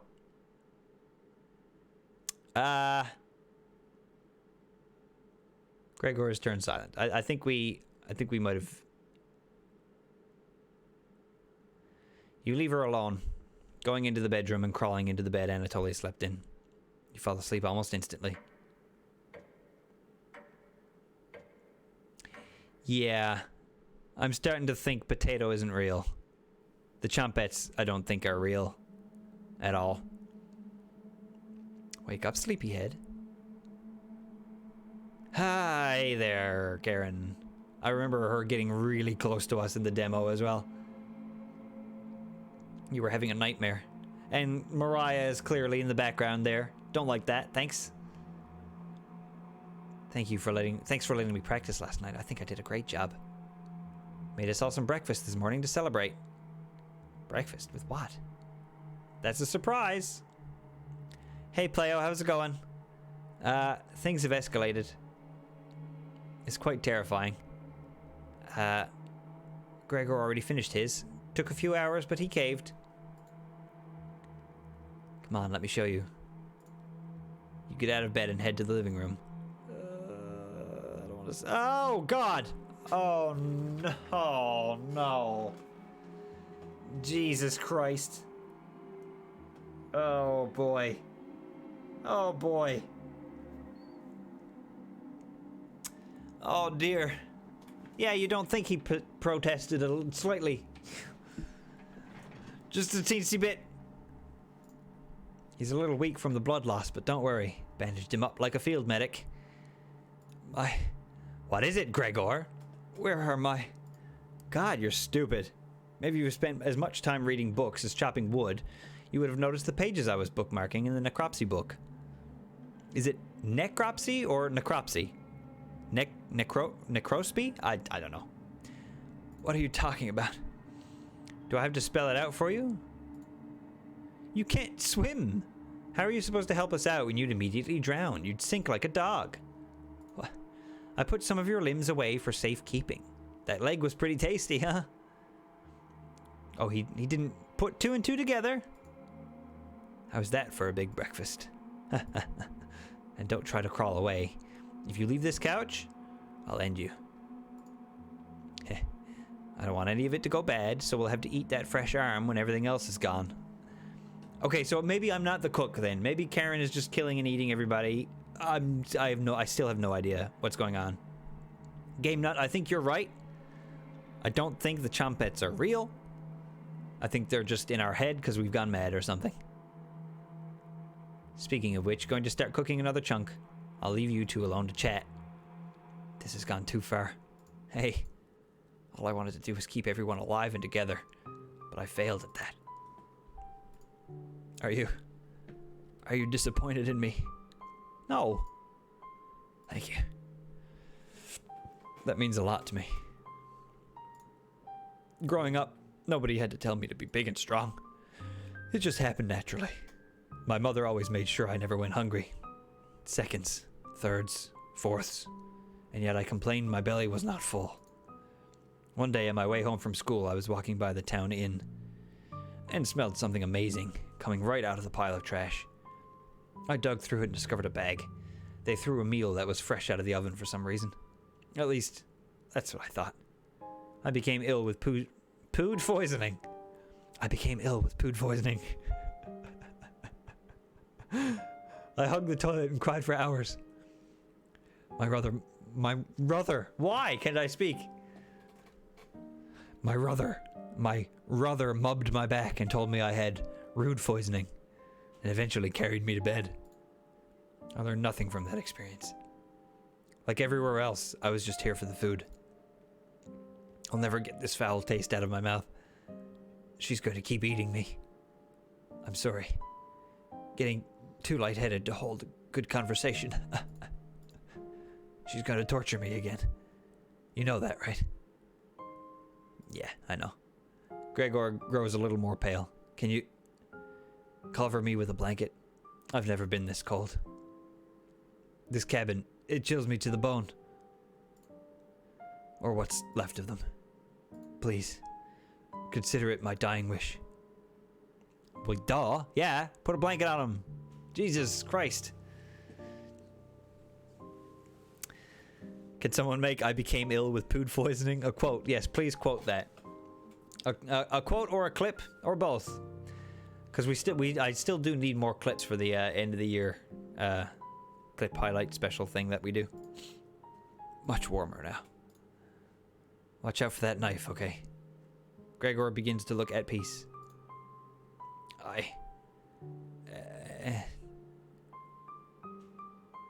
Yes? You watch the last of Gregor's air escape his lungs. Geez, he died pretty quickly. Huh? What the hell do you think you're doing? You tell Karen that Gregor gave up. We could have kept him alive for another week. What is wrong with you? No matter. Plenty of food left now. Karen leaves you alone. You head to the kitchen to try to find the other remains. I don't want to find the other remains. Gregor. You look at the pile of dishes and your mind starts to wander. Jesus Christ, Cabbage.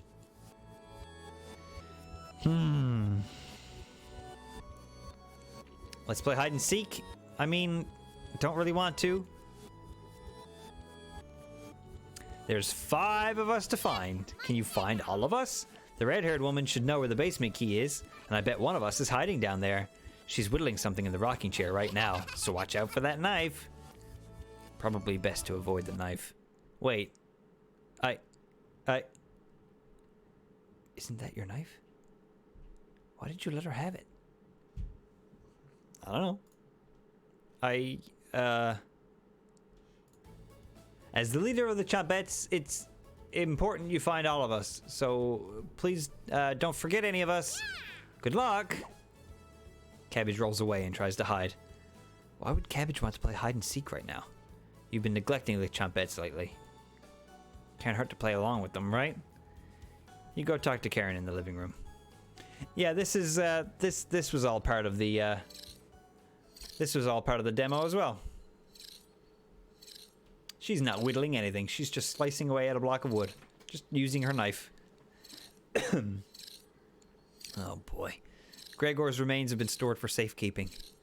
Scrubbed all of the blood out of the couch to save you the trouble. Can I help you? Yeah, I want that basement key. Wasn't it in the kitchen? You can't remember. I haven't seen the key. Maybe one of the Chompettes can help you find it in the kitchen. You decide to go look for it. Thankfully, there's not too many places for Cabbage to hide. Where do you want to check first? The wood pile again. Yep, it's still filthy back here. You definitely aren't cleaning anything up back here. You need to find Cabbage. Let's check the cauldron then. Why not? Let's see if there's any spooky witch's brew that we can have a sip of. You hear? Let's have a sip, actually. You hear some rustling around. Hey!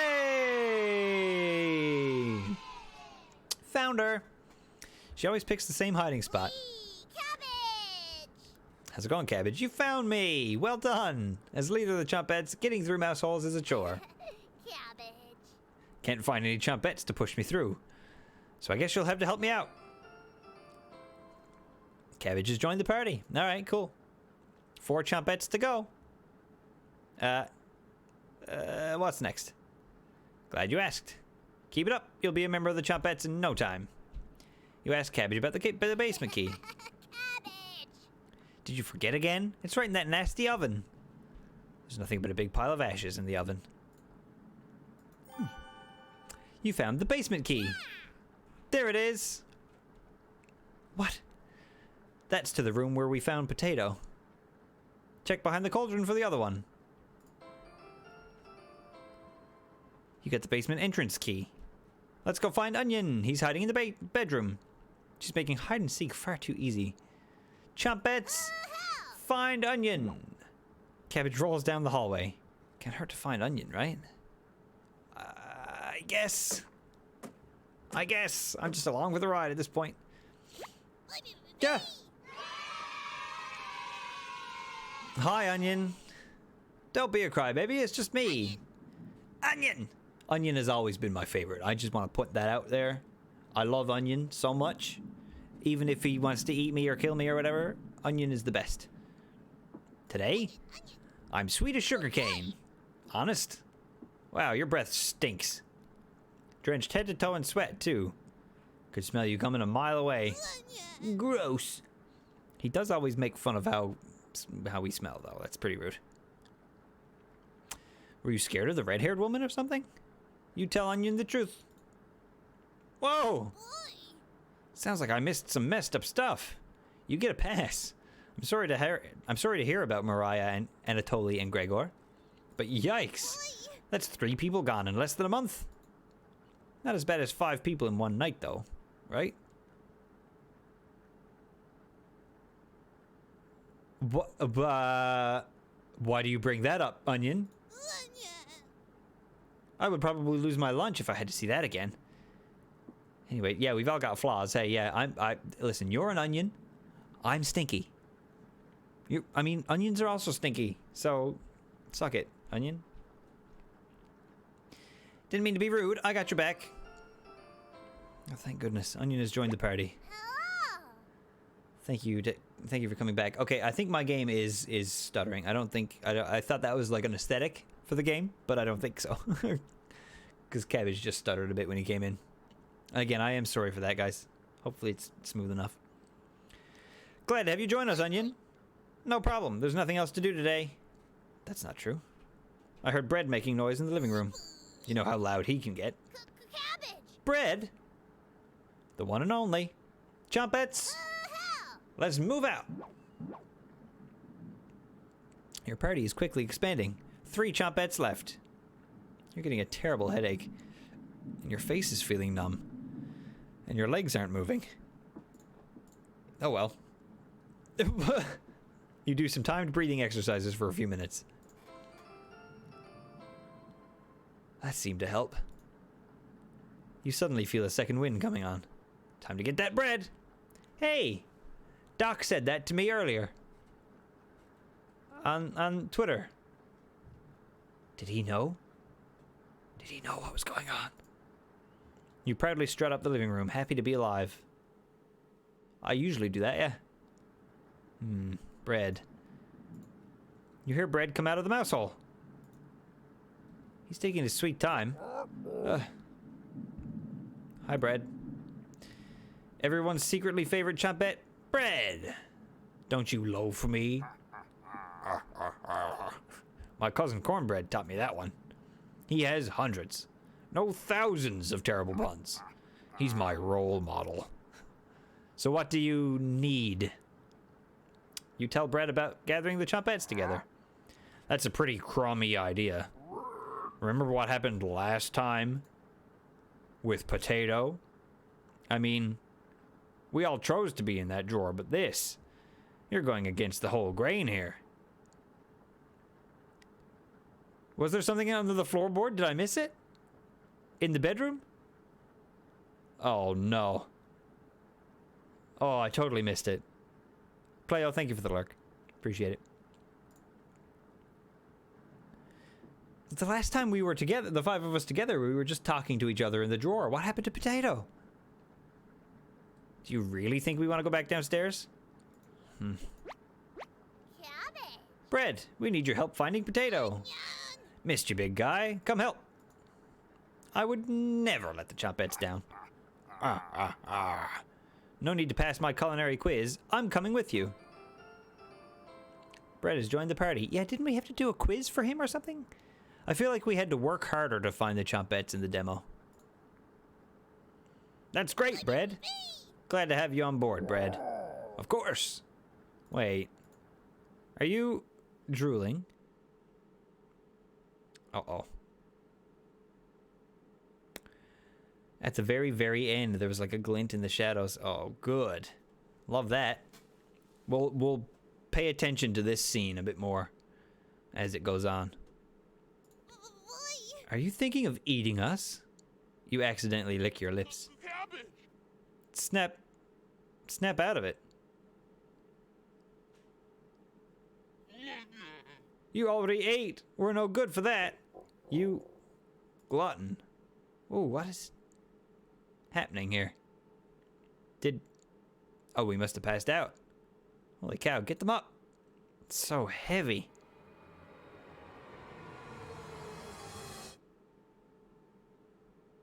You stumbled your feet. Let's, go find Raspberry and never speak of this again. I think I heard her over by the basement door. Perfect. Chompettes! Mosey out. Okay, you have 3 chompettes in your party. 2 more to go. Your head feels like it's gonna crack open. Your hands have gone completely numb. This one is lasting longer than the others. You focus on wiggling your toes for a minute.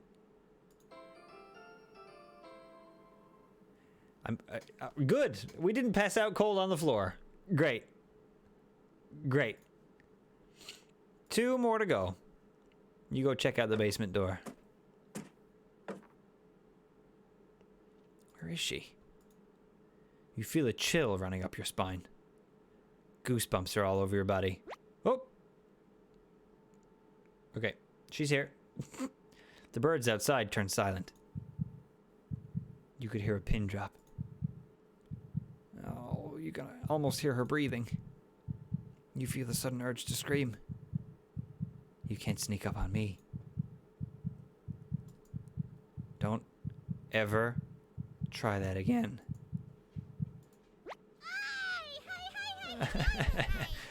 Surprise! Found you, Raspberry! Oh, what is happening? Do you see what I mean by not knowing who the bad guy is? I don't know still. Is it us? Is it Karen? Is it the vegetables? I don't know, man. I don't know. We wouldn't leave you behind, Raspberry. Honest. We need your help finding Potato. Our combined Chompette detective skills say he's in the basement. Oh yeah? Let's find Potato and get out of here. Okay. One more to go. Don't worry, the basement is already unlocked. Oh crap. The red-haired woman is coming over here. Chompettes, let's... Okay, they're afraid of Karen. There's no way my computer is glitching that much, right? That's gotta be in-game. All 4 Chompettes quickly escape. You pretend to be studying the basement door. You hear Karen creeping up behind you. Found you. You can see the knife out of the corner of Karen's dress. I don't know if I can wait any longer. Show me where you keep hiding the meat. Let's tear them apart, piece by piece. Just like Gregor. Karen looks like she's ready to bury the knife into you. What do you do? Tell her about the basement or tell her about the Chompettes? I don't want to tell her about the Chompettes. Tell her about the basement. So that's why it's locked. Open it. I have to see the room. There are so many things that don't make sense. Like Mariah was explaining the different types of like fungi or something earlier, and Anatoly was staring at her so intently that like he couldn't blink and his eyes were drying out and like he was in clear pain. And then he like snapped out of it. Like there's so many weird things going on that I don't know. None of it has been explained yet. The Chompettes literally just told me that this door was unlocked, and now they're telling me that it is locked. We picked up 2 keys when we only need 1. Like nothing is making any sense. Nothing. I've been able to piece 0 things together. Let's go into the basement. Why not? Thank you. I'll bring up some cutlets. I'll bring up some cutlets up. That doesn't make sense. I'll bring up some cutlets up and we'll have a great dinner. Okay? See you soon. And like I found the meat the first time and now Karen is getting the meat. I just have no idea. We've locked Karen in the basement now. There you go. Did you just lock the door? You block out the screams of rage and bargaining. Given enough time, they will end. You crawl into bed and go to sleep. So we're just gonna wait for Karen to die in the basement then.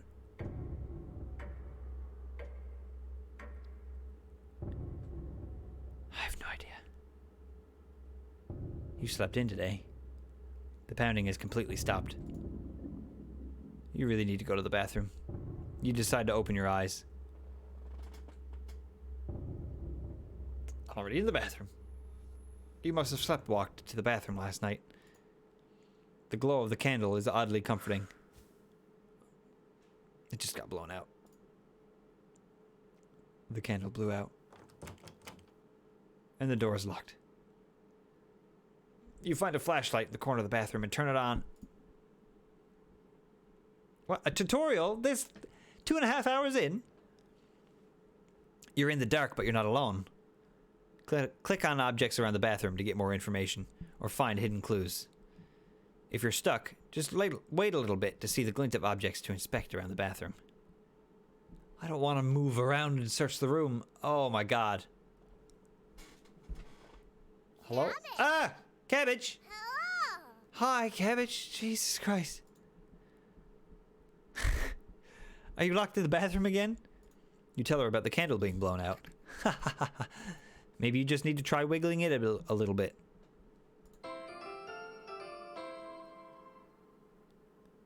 Are those like... Hold on. Are those like scratch marks on the bathtub? Everything in here is like old and decrepit. We unlocked the bathroom door. Sometimes the simplest method is the easy one. Now, if you excuse me, need to conduct the next secret chompette meeting. Later! You quickly make your escape. Thanks, Cabbage.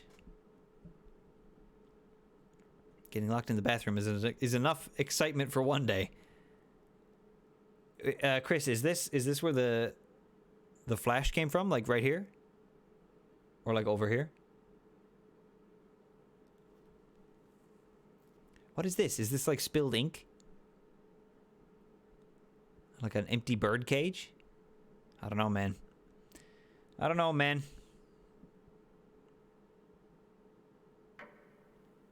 We woke up, went to the bathroom, thought the door was locked. It wasn't. And went back to bed. Wake up, sleepyhead. How did you get out of the basement? Oh, she didn't. Just my imagination again. Karen can't still be alive, right? Somebody's at the door.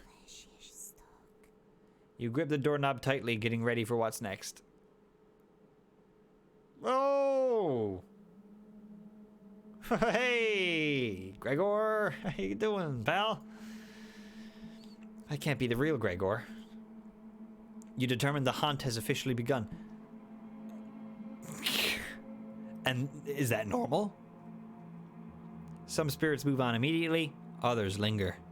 And some stop at nothing to give you a heart attack, or get you to fall down a flight of stairs, or cause you to wander into an early demise. No way of knowing which one the group will choose. The rain has stopped outside. You decide to look out the window. Ah! Did you see that? Did you see that? Mariah was there. The floodwaters are completely gone. Karen would appreciate the good news, but not after locking her in the basement. No good reason to leave the cabin. Plenty of food here now. Leave the cabin! You've been so busy, you've forgotten to eat. You head to the kitchen for a snack. Karen's hiding spot was too obvious. You take a few bites of meat. You lost more of your humanity. Not fresh enough. Oh well. You decide to crawl back in bed and get a little extra sleep. Oh, Jesus Christ. Okay. Okay. So when they asked me about the old days... maybe we haven't been here for 13 days. Maybe we've been here quite a lot longer than that. Huh. You have a strange dream. The clouds have parted. The rain has gone away. You wake in a cold sweat.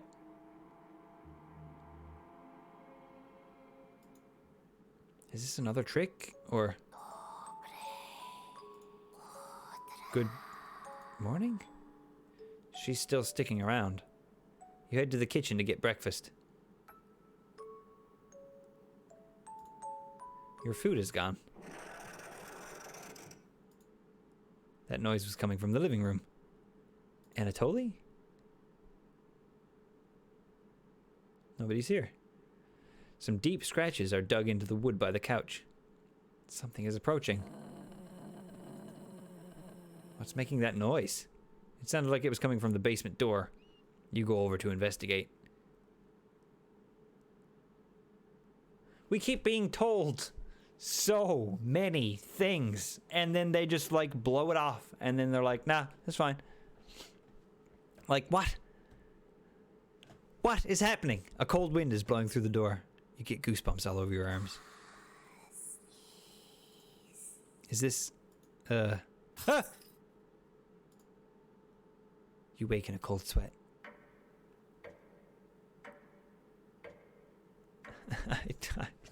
I'm giving up. I'm giving up trying to figure out what's going on. Let's just ride it out. Let's just see what happens.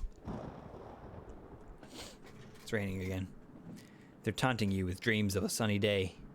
Maybe Karen, Gregor, Mariah, and Anatoly were like people that we killed in a past life, or maybe we were killed,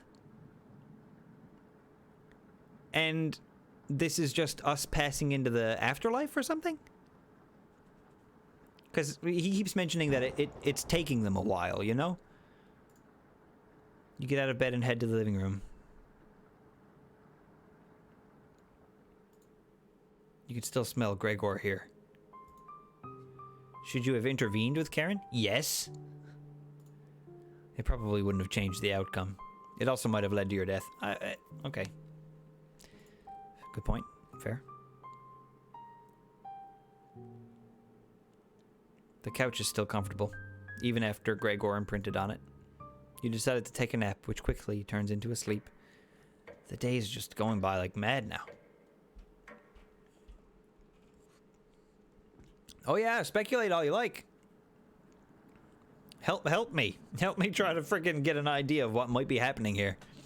Unless you know for sure. If you've seen the game played through before, don't say anything. But if you've never seen the game before and you wanna toss out some ideas as well, have at it. Like, feel free. Because I've got absolutely no idea at this point. You must have woken up too early today. The cabin living room is pitch black. You pick up a flashlight nearby to explore the darkness. Oh, that's nice. Anatoly? Hello? I'm expecting one of the chompettes to jump out at me. Oh. You notice a note sticking out from one of the books. I know you've been ignoring my other letters, so I'm begging you, please bring back my daughter safely, or I will need to get the others involved. I've left payments outside the door and will pay any price. Please let her go. We don't have to involve anyone else. Okay. You take the mother note with you. You decide to lay back down on the couch and get the rest of your sleep. Are we a murderer? Did we actually murder children? Is that what happened? Are we a murderer and we're dead? And we killed these people? I have no idea. You can hear Potato mumbling in the drawer. We never did go into the basement to find him. It's you again. Tell me, in that first week with the red-haired woman and the others, where did you sleep? I mentioned that. I mentioned that. You think for a minute, but come up with nothing. It's worse than I imagined. If I can be honest, it was truly horrific to witness. Still nothing?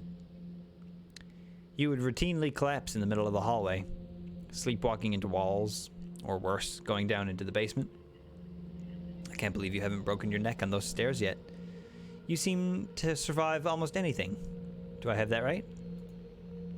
Must be that addiction to meat. Or something else.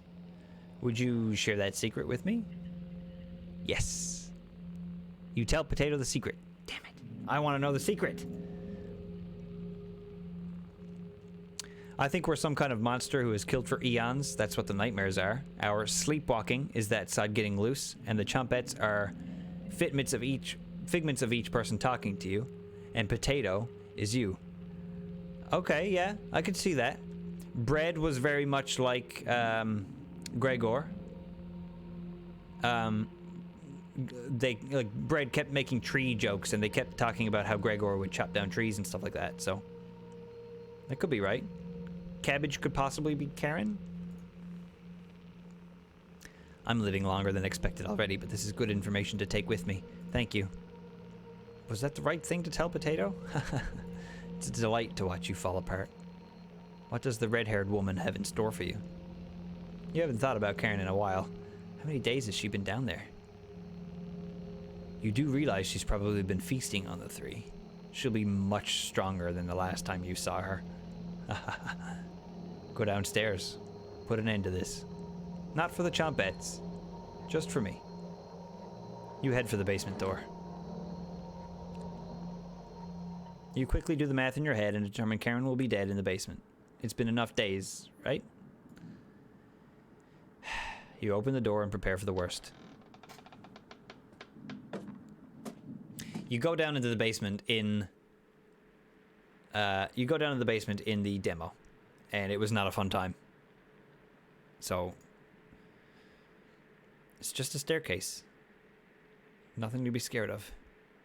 You begin your descent.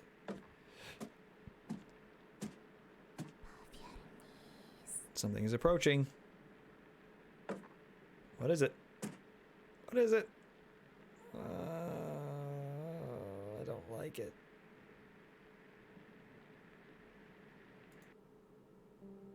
Oh, it's Mariah. Can you hear me? I've been down here the entire time. It's so good to see you again.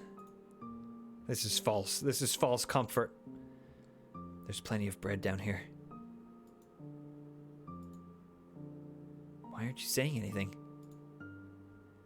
I'll never forgive you for what you did. You put Anatoly through hell. You desecrated my corpse. You gave them that disgusting hunger. All of that is water under the bridge now. Anatoly's down here. Come have some bread with us. They always try things like this.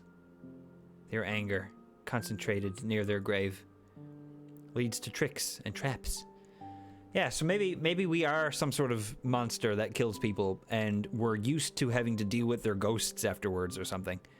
And like, the ghosts always try to get revenge on the person who killed them or something.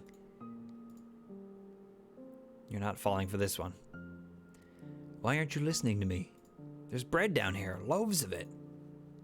Fine. I won't stop you from finding the others down here. One piece of advice? Beware of Karen. She is ill beyond repair. Like, I just...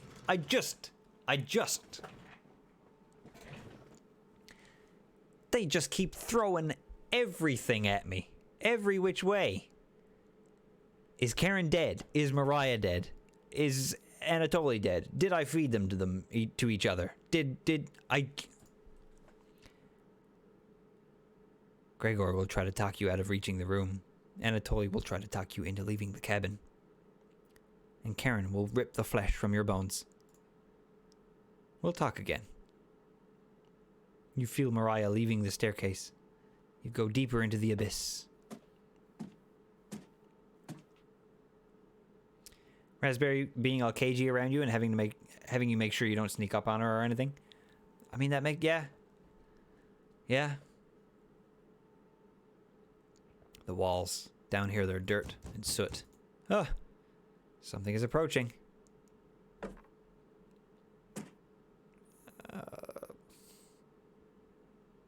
Gregor? Anatoly.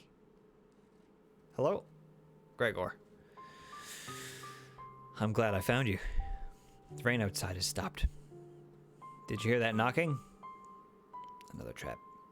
Everyone's upstairs and wants to leave. Mariah was worried sick about you. You tell Gregor about speaking with Mariah. Guess I can't lie to you, huh? You just stood there while Karen took my limbs, doing nothing. Are you frightened by her? If you won't come upstairs with me, please turn on the light when you reach the room. I want to see the look on your face when that light bulb turns on. Can you do that for me? You nod. Thank you. Thanks for letting me lick the bowls clean. That was enough to keep him at bay. We'll meet again soon. Beware, Karen. You feel Gregor leaving the staircase. You descend deeper into the abyss. I'm assuming Anatoly next, right? Yeah. The air pressure down here feels greater. You're getting closer to Karen with each step. Something is approaching. I'm still a little concerned about these because I don't want to fake out. It's Anatoly, right? Hello? Anatoly? Yeah. Oh, God. It takes even longer each time. Oh. Thought you'd still be fending off that glutton Gregor right now.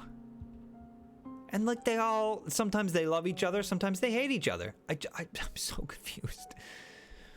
You tell Anatoly about meeting with Gregor. Oh, I was going to try to see if he wanted to pick onions with me. You shake your head. No, I don't want to pick onions. Guess there's no fooling you, huh? You survived this long, and now you'll need to fend off Karen. I can't tell if I'd rather have you or her sticking around here.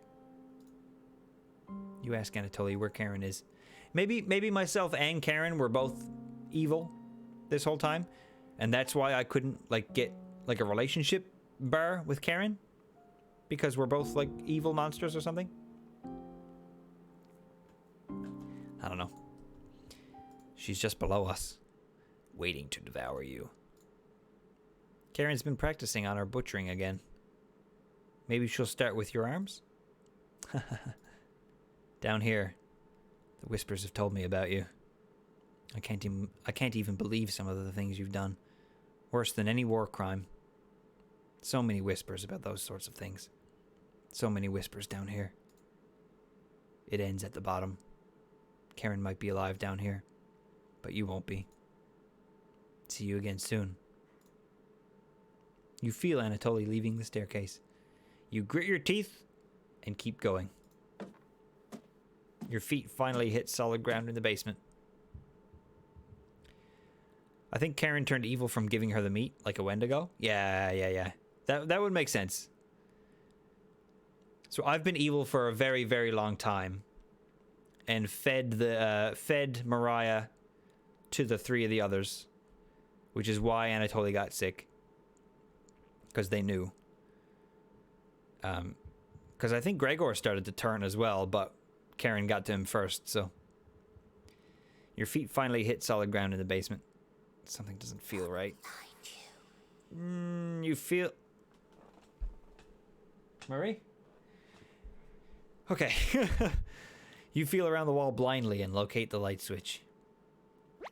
Oh, God, Lord, Jesus, Cabbage. You've come so far. Proud of you. Cabbage! Cabbage! As leader of the Chompettes, I wanted to let you know we have your back. Cabbage! No matter what happens down here, just call out to us and we'll be there. Oi, oi! Honest. Oi! Wouldn't let you die down here. When you yeast expect it, we'll roll with you. I kind of like bread too, though, honestly. You can't sneak up on me. Raspberry! But sneaking up on you? Extremely easy. Are you deaf? Raspberry! That was pretty cruel, even for me.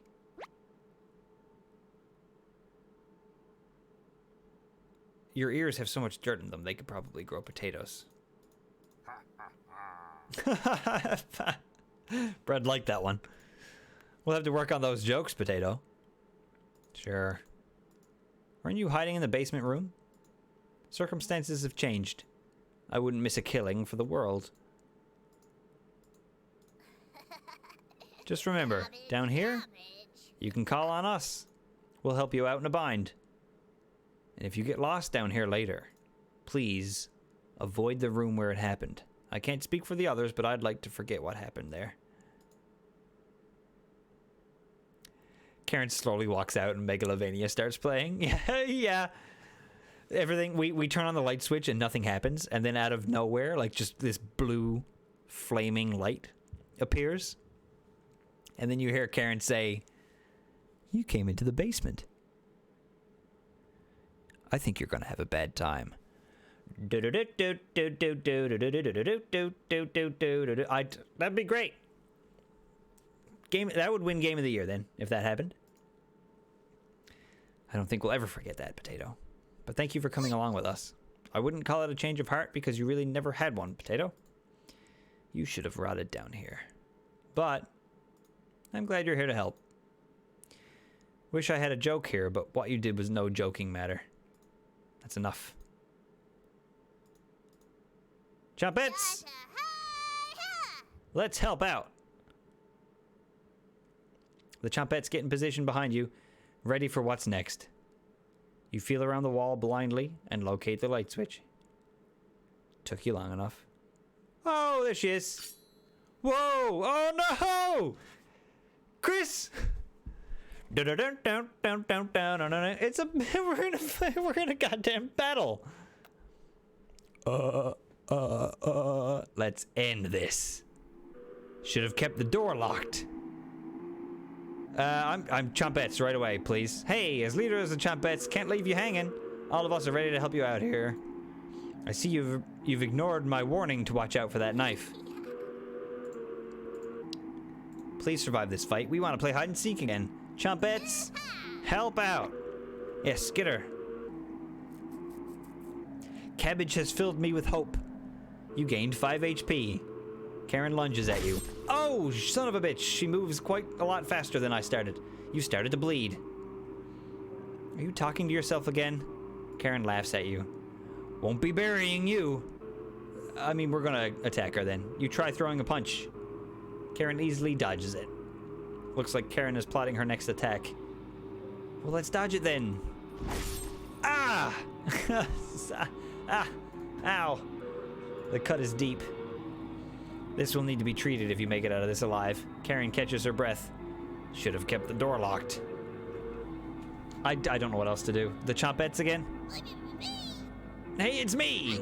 Onion! No crying down here, okay? Let me look at those wounds. Blood? Gross. Your eyes begin to water. What did I tell you about crying? You got this, champ. Good luck. Onion's words make you feel a little better. But only a little bit. You gained 5 HP.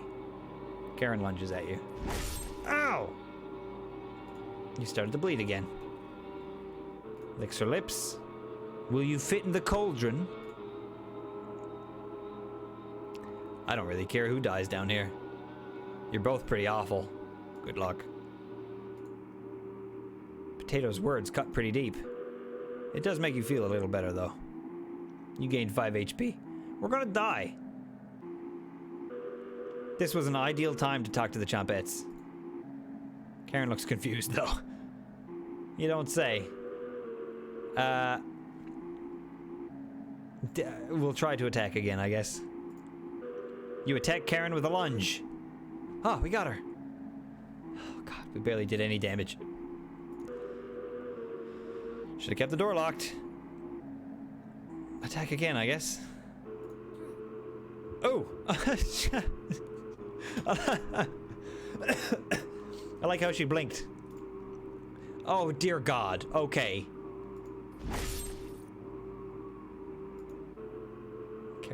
Karen is studying you. Should have killed me earlier. No chance of that now. Let's bring in the Chompettes.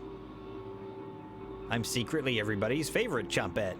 But, I owe all of this to my cousin Cornbread. Raziel. You point out that Raziel was one of Onion's relatives. Like, do you see what I mean? There's so much shit in this game that makes no goddamn sense. How did we know that? Who's Raziel? Onion never told us about his cousin. I'm so confused. It's getting harder and harder to recall any long-term memories. Is Onion my sibling? You shake your head. Okay, I think maybe the Chompettes may have been like the children that we captured and killed or something like that. Oh, good luck. Bread, you gained 5 HP. Karen looks confused though, yeah. She's plotting her next attack. I'm just gonna talk to the Chompettes again. Let's talk to Raspberry as well. Might as well. Always marry Raspberry is a lie created by Cabbage. You know me by now, and I've never acted merry. Correct? You nod, yeah. It's true. Are you going to devour the red-haired woman when you win? Or leave her corpse to stink up the basement? We both know your answer. Let's end this. You feel a flood of emotions from the Chompettes. Anger, sadness, joy, determination. Your bones feel quicker, like your reflexes are improved. The Chompettes have imbued a second wind inside you. You get ready for Karen's next attack. Oh, it's animated. There's my arm. Ooh. Bit brutal. Sorry, Karen. We just got an achievement called I Want My Knife Back. Karen quickly stumbles down the hallway, turning left at the end. You're hobbling after her, but the room is pitch black here. The rot of a decaying flesh here is nauseating. You can hear the smell, the small echoes of Karen's footsteps disappearing below, making this room feel enormous. You can't see their eyes, but you can feel them. You're being watched. The staircase in the center winds downwards, spiraling into the abyss. You're getting lightheaded again. Yeah, it fills me with determination.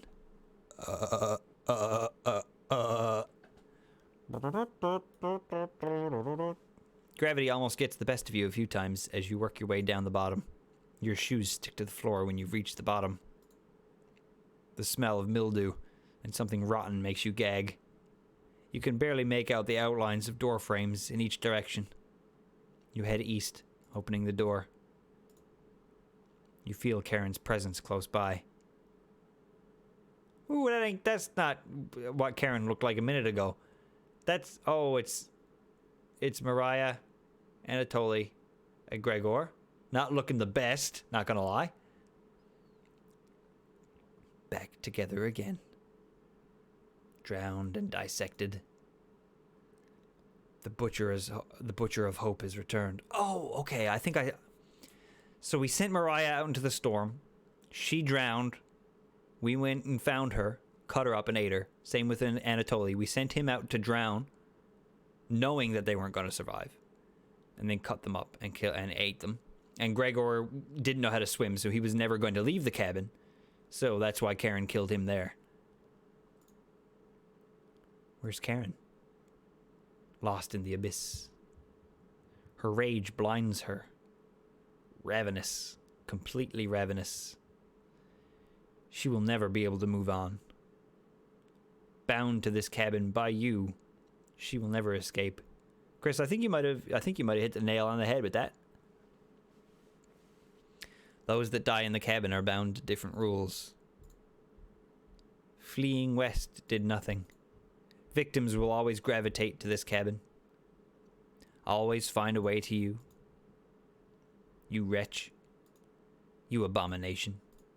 You horror. Turn on the light and savor your inhumanity. Turn on the light. Turn on the light. Turn on the light. Reap what you have sown.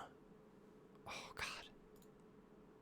Mariah, Anatoly, Gregor, Karen. I'll never forget you. No! No! No! What do you mean? What do you mean? What do you mean? Come on. That's not it, right? That can't be it. This is it. This is me trying to turn on the light. This is going to continue. There must be more. There must be more. Please. Martin Sugar, I know. Come on, please. Come on. What, like the last pull of the thing is going to be like a jump scare or something. It can't be over yet. Monster 6, White Face, Tamashi Sprites. What? We didn't see any of that, did we?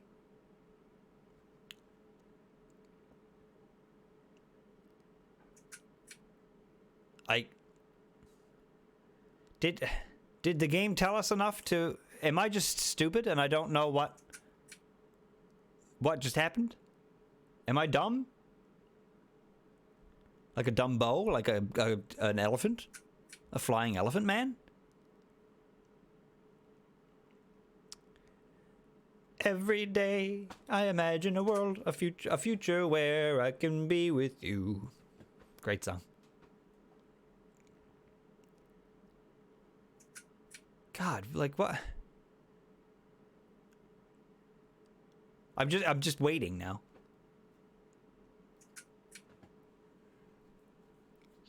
Don Daddy White Hill. Jeff Bach.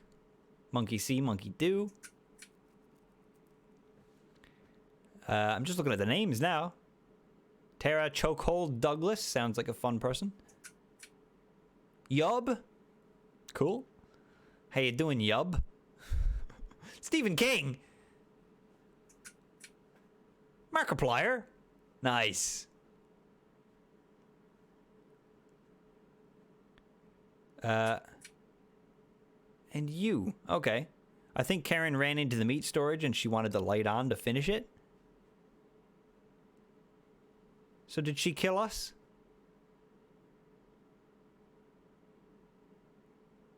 I just got an achievement called Not Done Yet. Ah, okay. It's not done. It's not done. There's more. You hear talking upstairs. Thieves? You grab your flaying knife and silently go up the stairs. You'll eat well tonight.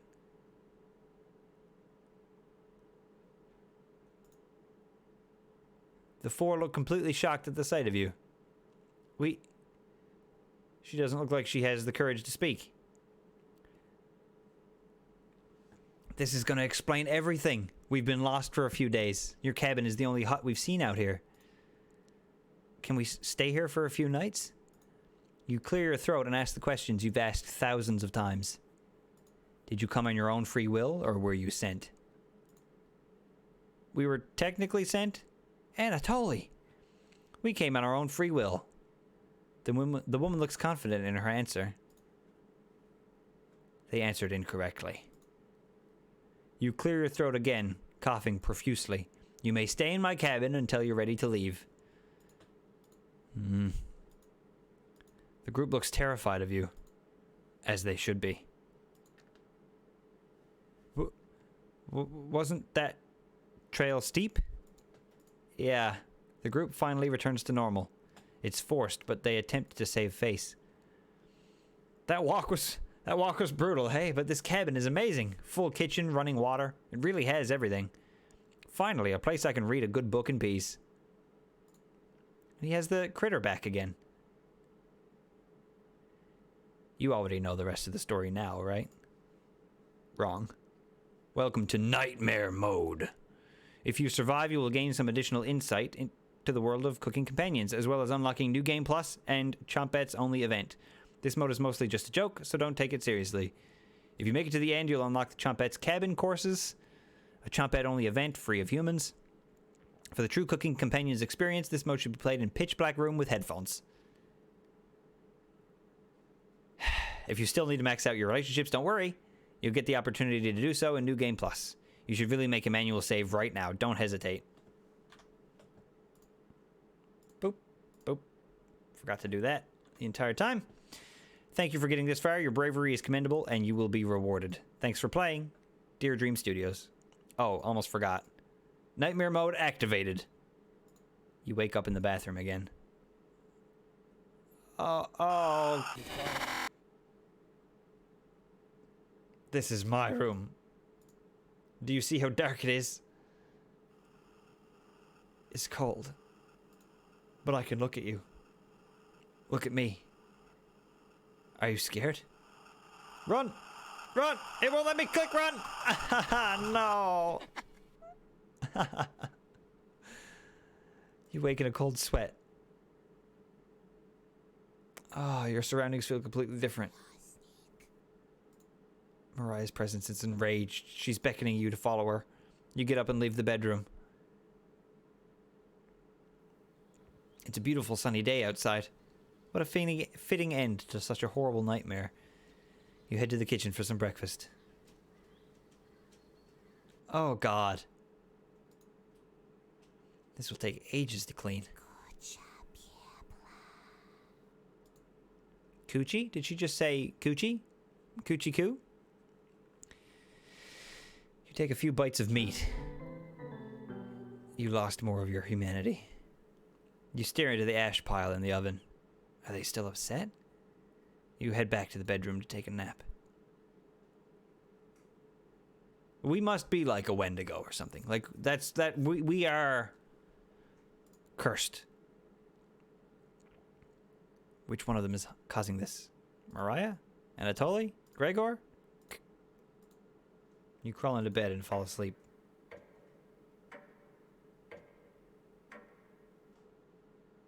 "616. Wake up, sleepyhead. Karen? This again? This is just repeating itself. Karen isn't here. Sounds like she's whittling something again. Did she escape the basement? Karen? No reply. You head over to investigate. Another trick by one of them. Who's still missing? Karen? Someone is tapping on the window.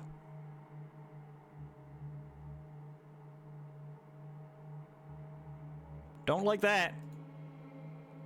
I can't get the taste out of my mouth. Are you done, Anatoly? They're getting more bold in their actions. You head to bed to sleep on it. So we killed these people, and now I think... Oh, good. Good! Why not make it day 666? Why not? Let's go. Let's have it. The sheets are drenched in sweat. I think we have murdered everybody, and we've now gone insane. We've already been insane. Tomcat, how's it going? What's up? Cooking companions, let me tell you. Oh boy. I still have no idea what's going on. I think I have a slight idea, but I'm not really. You catch something moving out of the corner of your eye. You roll out of bed to see what it is.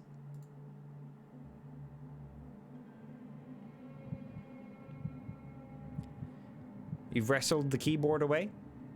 From who? Who had your keyboard captive? Okay, do you see this? Do you see this right here? There's a face. There's a face right there. Feels like 3 a.m. Nothing is moving around the bedroom anymore. Ah, the face went away. It vanished. The face faded. It's just your imagination again. You head to the basement door. Is Karen still alive? Oh. I assume Pizza probably said, "Sup, you weenie." I get it. I get it now. Well, hello, Pizza. And hello now to Tomcat. Hello. Welcome.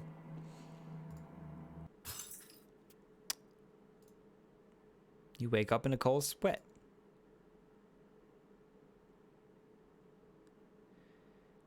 You wake up on the cold bath. Like, none of this. I don't understand the rules of this universe.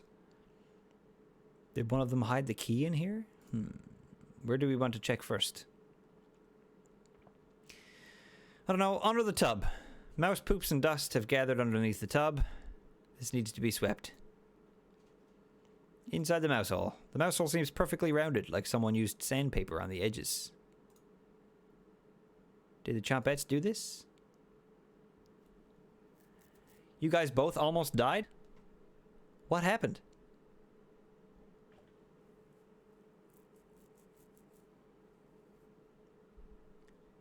In the garbage can under the sink. You check the garbage can under the sink. It's empty. Like your soul. Thanks, cool. Check it again. You look in the back of the garbage can. Just a gigantic spider back here. Disgusting. It was an epic battle for the keyboard? Just scraping and clawing at each other?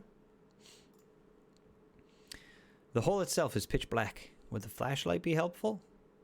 It might aggravate whatever horror lies in wait. There's some scratches on the side of the tub. What happened there? I knew I saw scratches on the tub. How did you miss this? You noticed a note under the bathtub.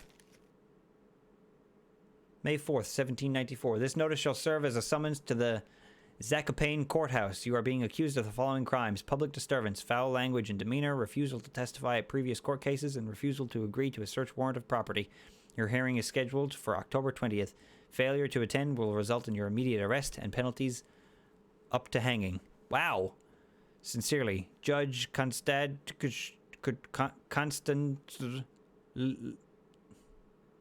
Keyboard Warriors. Yes, excellent. Good. They mentioned earlier that they tried to escape Ukraine. So I'm wondering, based on these names and stuff, if we may not be... You know, if we may be nearby Ukraine somewhere in that area of the world. Which is not a part of the world that I know a lot about. You take the court summons letter with you. I just got achievement 1 out of 5, taking notes. Stick your arm in the mouse hole. Might as well. You slowly put your entire arm in the mouse hole and feel around. You feel the chilly presence of something behind you. The key is pushed into your hand. You pull your arm out, lifting up the toilet seat to take a celebratory bathroom break. Your hands are shaking uncontrollably from the whisper. The key has fallen into the toilet. You idiot! You moron! Mouse in the arm in the mouse hole seems like a good idea, right? This game is just I don't even know anymore. It's definitely messing with me mentally. That's for sure. Yes, get the key. This is the only way to get out of the bathroom. You plunge your hand into the toilet, grasping blindly for the key. It must have gone down the pipe. Oh, Jesus Christ, Raspberry. Oh, wow. You really put your hand in a filthy backed up toilet, huh? This seems to be a new low for you. Are you finally going to wash your hands now? The sink isn't working. Oh, wow! Will the bacteria be the thing that does you in? Such a pathetic end for such a terrible life. That key wasn't even for the bathroom door. That was the key for the Chompette's treasure box. You really stepped in it this time. Cabbage told me I had to rescue you from this. I wanted to let you starve to death in here, but she insisted. Here you go. Thank you, Raspberry, I guess. This is the last favor you'll get from me. Goodbye, wretch. You let out a deep breath and exit the bathroom. It's time to end this. You open the door and get ready for what's next. It's just we've done this already. Nothing to be scared of. You begin your descent.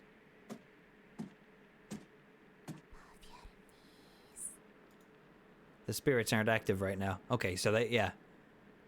I'm a murderer who murdered a bunch of people, and now I'm being hunted by their ghosts. And the chompettes are things that I see in my mind. I think that's what I'm just going to boil it down to. The walls down here, they're dirt and soot. It's nothing. You keep moving downward. The air pressure down here feels greater. You're getting closer to Karen with each step. Something is approaching. Hello?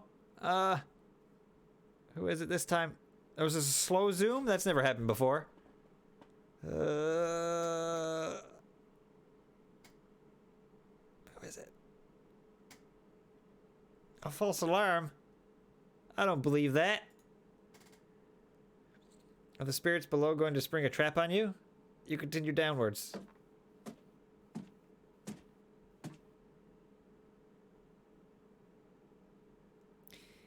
You hear something in the distance.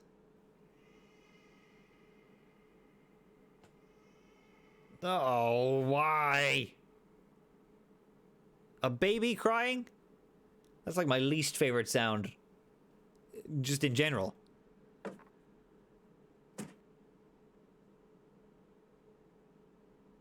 I wonder if eating all the people made you immortal, which is why your eye was wrecked, or you were cooked alive in your dreams. That could have been it too, yeah? I feel like the dreams definitely mean something, right? Oh, hello, who's this? Who's this new person? Speaking in a language I don't know. Hello? Is it moving? No. God, I don't like it, though. Estás con frío. You shake your head. Oh. Vamos he's speaking Spanish. Vamos conversar la... Okay? Sure. The only thing I know how to say in Spanish is Los Pollos de Hermanos, which is the Chicken Brothers, which is the company that Gus Fring operates in Breaking Bad. I know how to say Los Pollos de Hermanos. Oh, that's what I just said. What is it? From The Curse of Monkey Island, the demon chicken. El Pollo Diablo, I think is what it's called. That's the only Spanish I know. And like Vamonos from Dora the Explorer. Oh god, maybe that's who this is. Vamonos!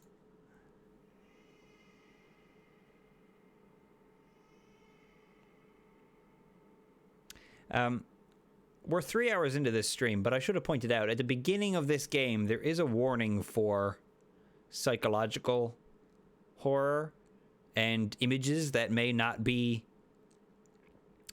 that may be disturbing to some. So I think 3 hours in is probably a good time to warn you. Shit might get real here. We might see some really gross shit. I don't know what to expect. So if that sort of thing just isn't up your alley, there was a warning at the beginning of the game, and I probably should have mentioned it before now, but... You know how to say mi pene est difficile? What does that mean? Penne is like a type of pasta, isn't it? You hold your breath and continue downward. It wasn't this bloody the last time we came down here. Something's approaching. Again. Ooh, what's that? It's different. Ah! God, okay. It cannot harm you in any way, shape, or form. That's great. That's good. Do you see? Oh, God.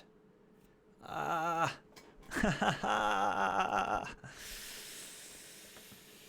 My penis is difficult. Well, good. Great. Same.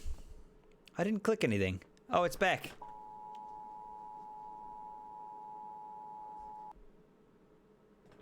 Am I supposed to do something there?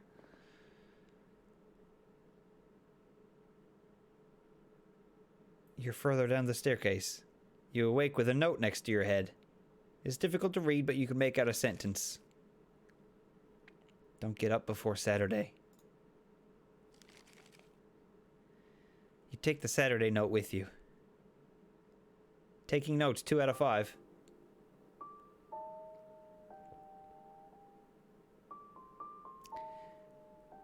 I don't... Things like that keep happening. And they're not explained, and I don't understand what's happening. You didn't see what spooked me? It was the little ghost that was there and then shot into the screen. Your eyes are strained down here. The pressure is intense. You feel like you're trapped under miles of ocean. You continue downwards. Your feet finally hit solid ground in the basement. Something doesn't feel right. You navigate the basement blindly. Didn't like that noise. You navigate the basement blindly until you reach the room with 4 directions. You can barely make out the outlines of door frames in each direction. Which way should you go?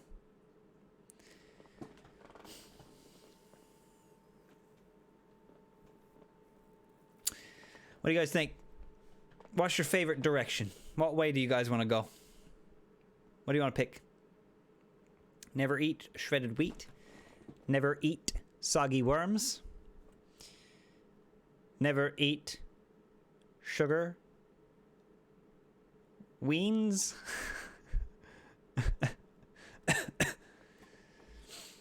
Oh, wait. I'm not picking it this time. Someone else can. I'm done. I'm checked out.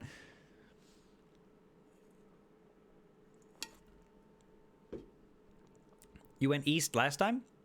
Oh, that's right. I did, didn't I? That's true. I didn't get to pick it last time, but we did go east. And there was something about the west, wasn't there? Someone mentioned something about, like, maybe the corpse? The corpses in the west?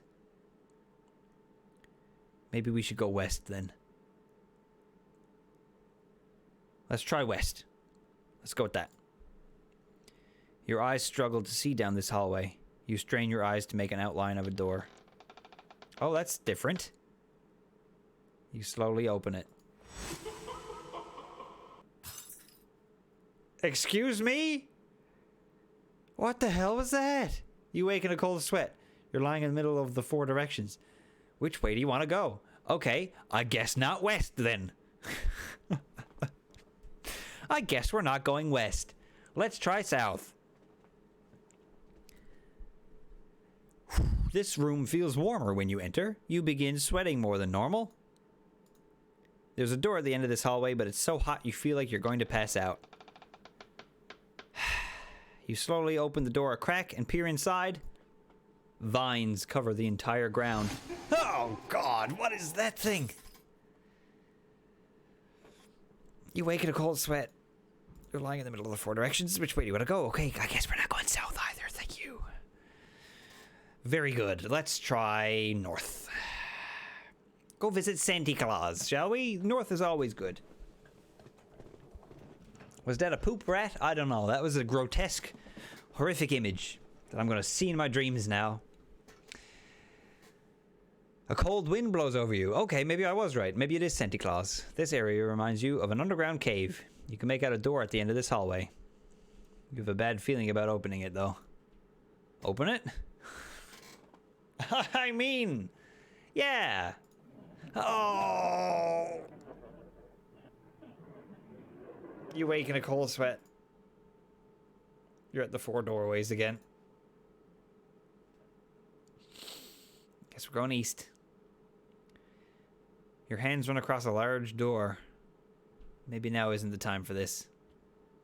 You walk back to the basement steps, trying to remember why you came this far. Found you? It's Karen again. Let's end this. Oh, cutscene again. Suck it, Karen. Whoop-ham! Ooh, that didn't happen last time. Jesus. Okay, I said it was gonna get a little bit intense. Karen escapes down the hallway, leaving a trail of blood behind her. You follow her to the room in the east. That's why Junji Ito was thanked. Yeah, that's fair. Yeah, makes sense. I've been too afraid to read any of the Junji Ito stuff, but I love his work.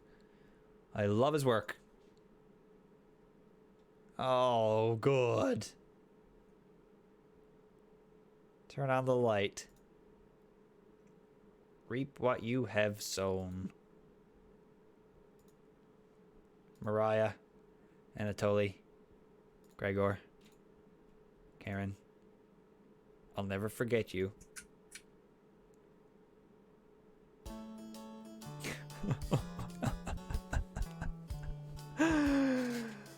Again.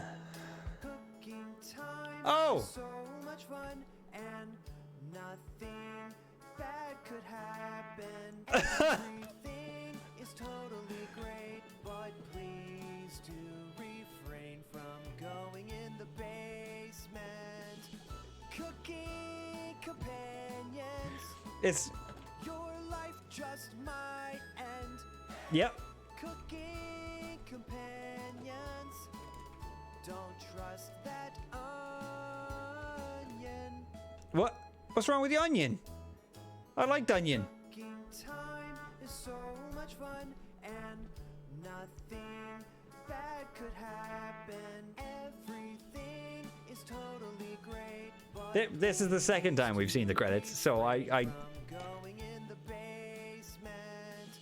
Cooking I want to see what happens when we turn on the light. Like, I just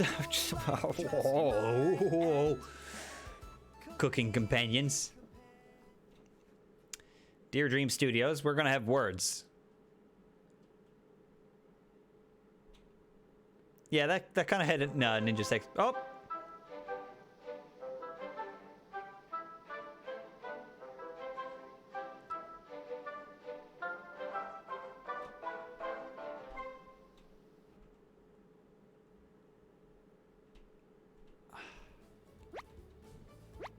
Hey, cabbage, onion, raspberry, bread, potato.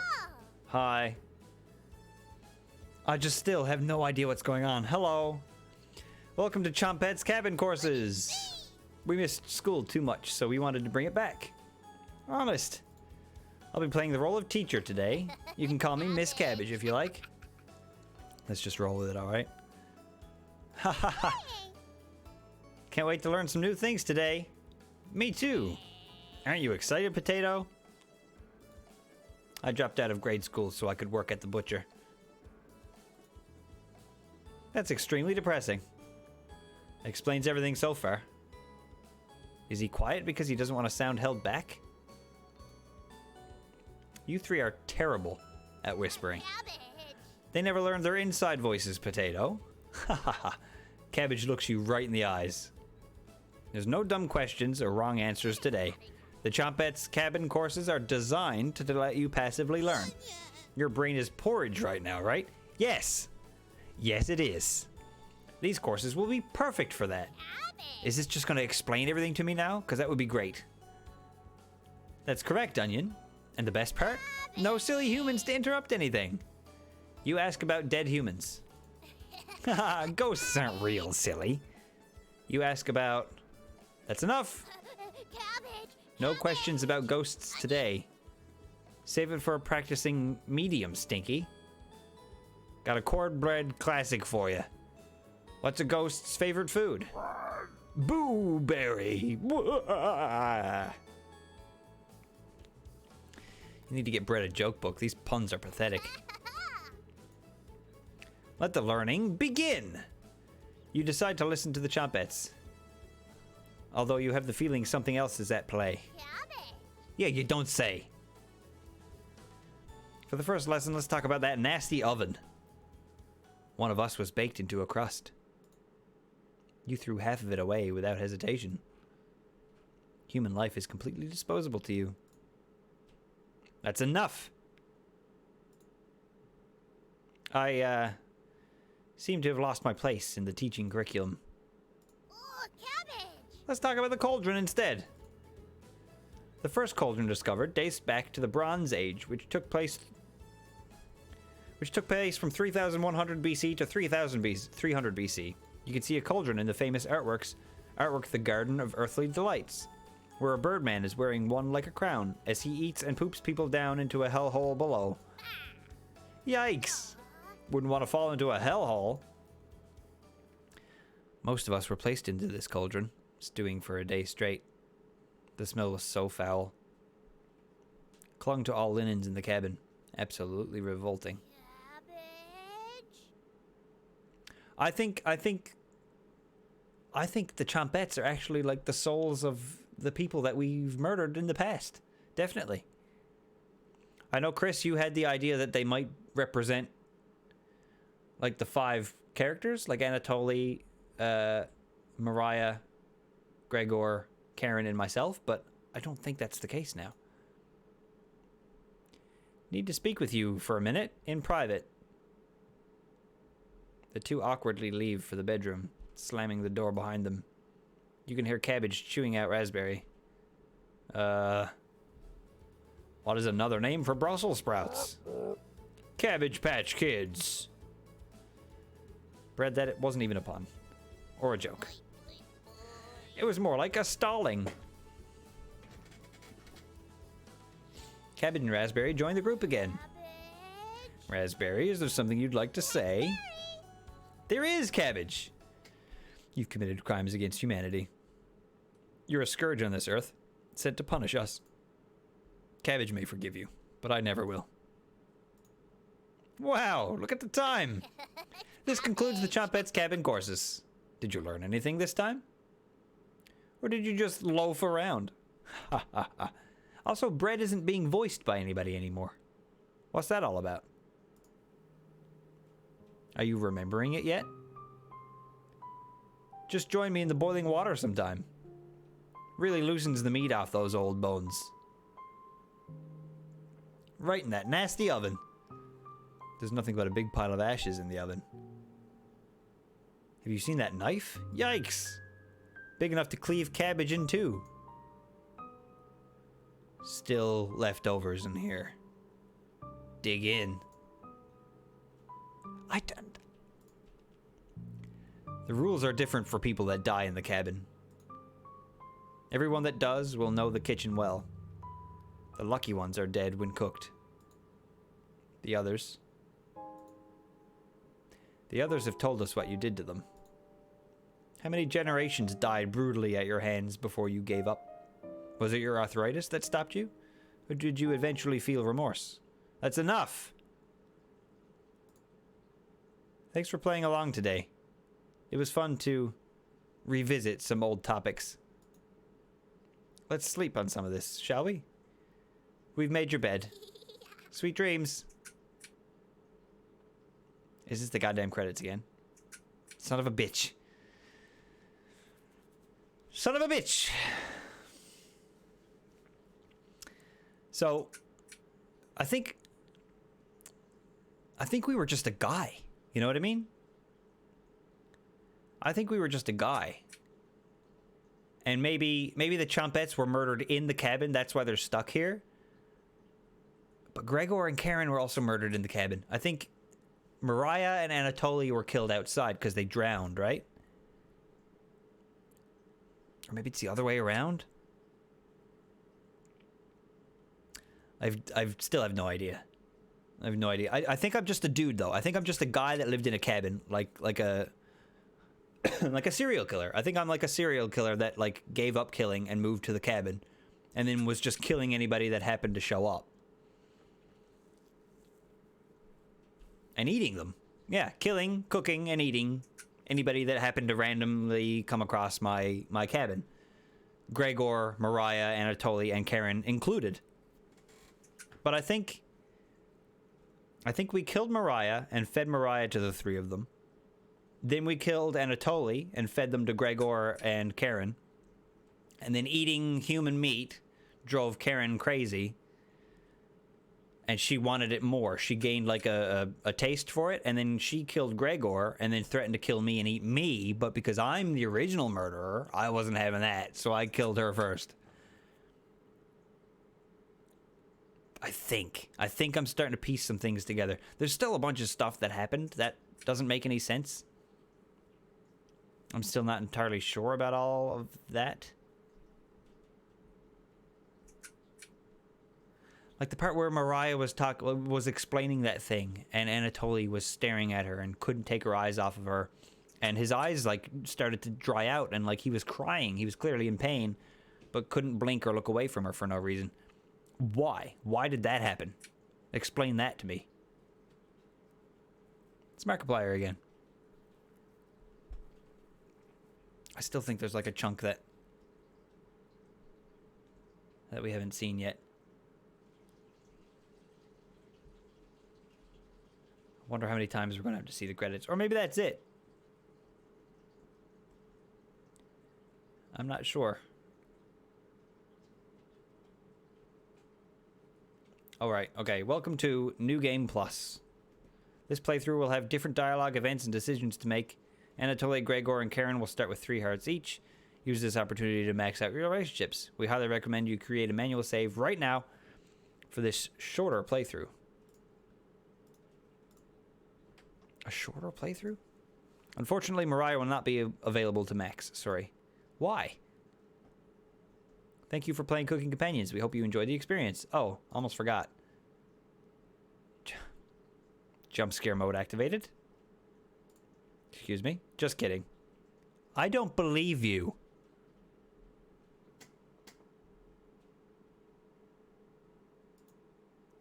Karen, Anatoly, and Gregor. I'll keep us alive. Oh, this is when she leaves to go out. Okay.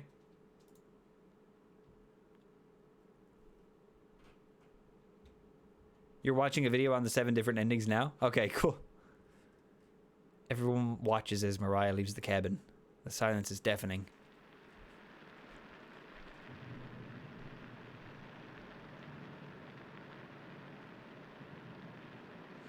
She dies before you can max her. Oh, fair enough. Okay. That makes sense. You finally have an opportunity to use the bathroom. The Candle gets blown out. Yep, that happened before. The candle blew out. You grasp blindly along the floor until you find a flashlight in the corner. Oh, the flashlight again. I don't want to look at the mirror. What's waiting for us in the mirror? Yeah, look.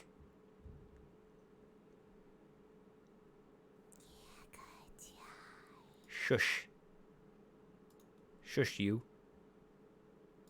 What could I look at? The bathtub is filthy. You'll need more than a little elbow grease to get these stains out.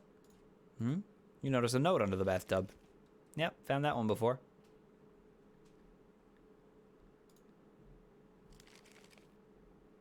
Take the court summons letter with you. What else was there to look at? Mirror again? Hello? Oh, this thing. Someone forgot to restock the toilet paper. Beyond disgusting. This is truly the scariest thing you've ever seen. With your interest waning, you decide to leave the bathroom. Time to surprise the others. You take out a cutlet of meat and begin to cook it in the oven. You've cooked meat.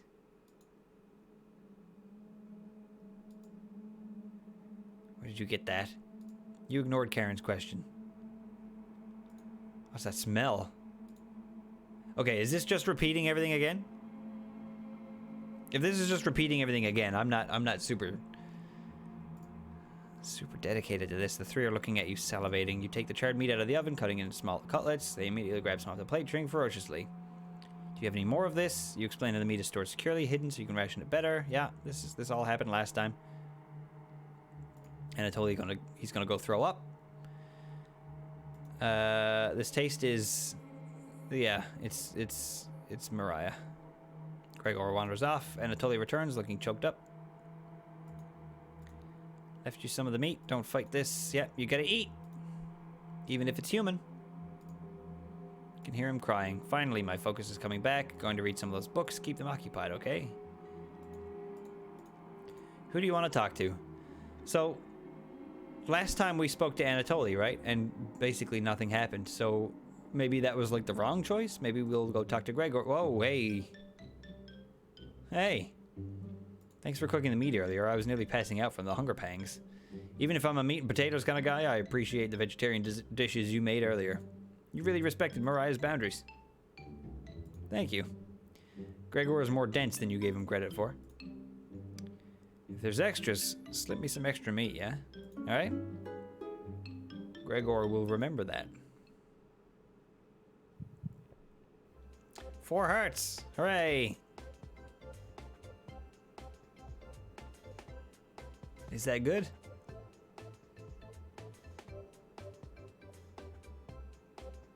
Is that what we wanted? I don't know.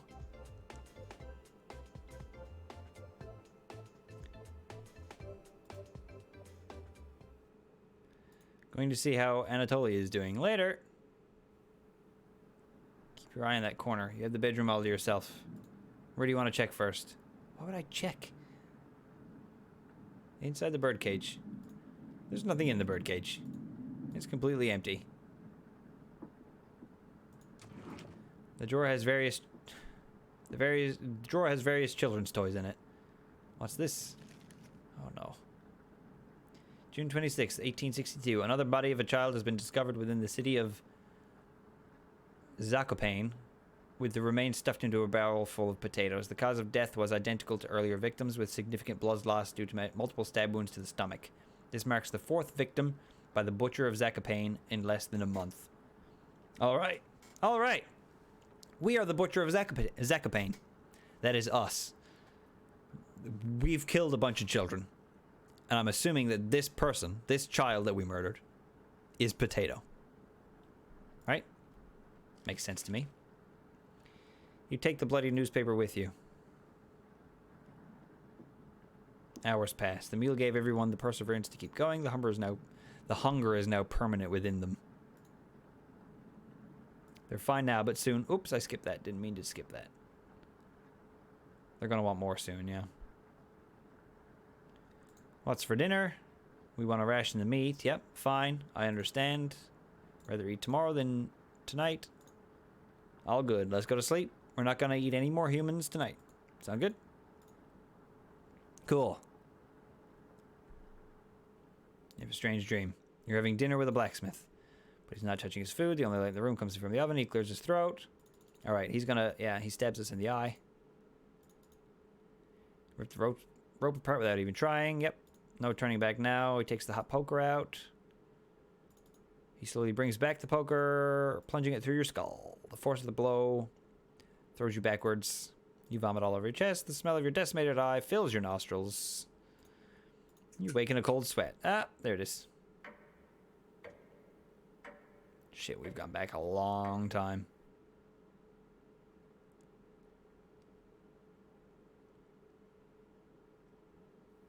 You wake up to see Gregor looking out the window. He turns to you, not smiling. Take a look out the window. Yeah, Mariah's not... has not come back. She's whispering to us already. The floodwaters have receded a little bit, but everybody's still bound to the cabin. This is just... Oh, the faces are back again. Good morning, big guy. I think we should have another piece of meat for breakfast. It's what she would have wanted. I think he's right. Please bring us more of that meat.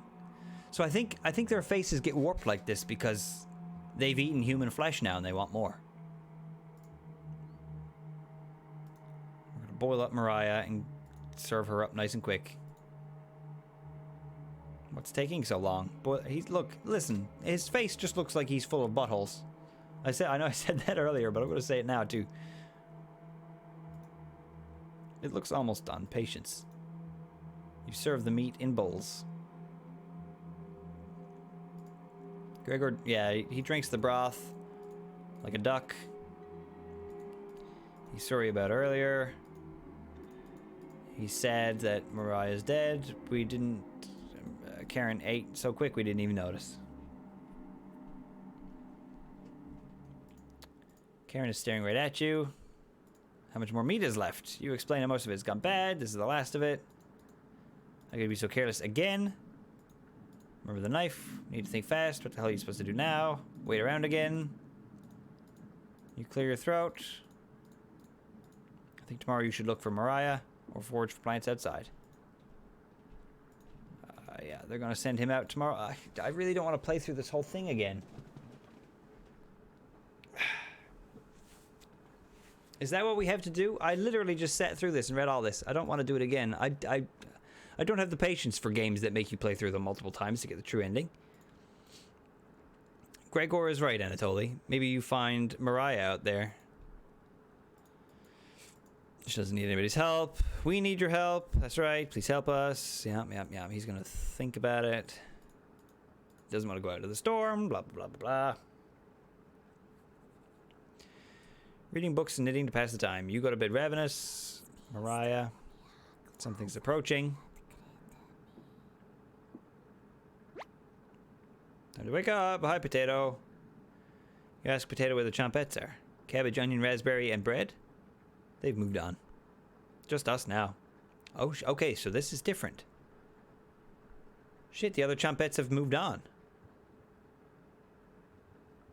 Just us now. The way it always should have been. Excuse me? Your mind finally manages to forget everything that happened. You fall asleep again, still ravenous. I wonder if that was different because it's just the way the game goes, or if it was different because we spoke to Gregor instead of Anatoly. You have a strange dream. You're walking down the steps when you trip and fall. You snap every bone on the way down, landing in the basement as a writhing pile of flesh and bones. This is new too. The whispers surround you, their laughter ringing in your ears. You wake in a cold sweat. Something smells terrible in the living room. Anatoly puked in one of the corners. You leave it there so the others will question his fortitude. Oh, our choices are different this time. Good morning. Morning, little guy. Well, Anatoly, what's your decision? I barely slept last night. Her whispers came through one of the holes in the floors. She kept telling me to come outside. We don't want to rush you. but one of us puked last night. So that's what that smell was. Anatoly is playing dumb for the group. Anatoly, my patience is wearing thin. You have 1 hour to make a decision. Why so quickly? Because I'm not waiting any longer. You can see the glint of Karen's knife under her dress. Best to watch out for that knife. The group disappears. Tensions seem to be rising. You have 1 hour to kill. What do you want to do? Well, we've got to try to max out someone's heart, right? So I guess we'll speak to Gregor again to see if we can get that 5-star, 5-heart accomplishment. Hey, I'm a little worried about Anatoly. The flood currents are really strong. Ugh. Once Karen makes up her mind on something, it has to happen. I definitely won't debate her on it. Have you seen that knife she carries around? I don't know where she got it, but she had it on her at all times. Do you think it's for self-defense, or... You interrupt Gregor. Cooking? Yeah. I mean, she hasn't cooked anything here, but... Gregor continues to babble incoherently. You feign concern and nod politely. Whoops. He noticed you weren't actively listening to him. Yeah, just stand up to her when the time comes, alright? Gregor smiles a little bit. You are sure he'll remember that? 5 hearts? Yeah. Give me like an achievement or something. Come on. Come on. Achievement? No. I'll know you do the right thing. Thanks. You decide to call everyone together for a meeting.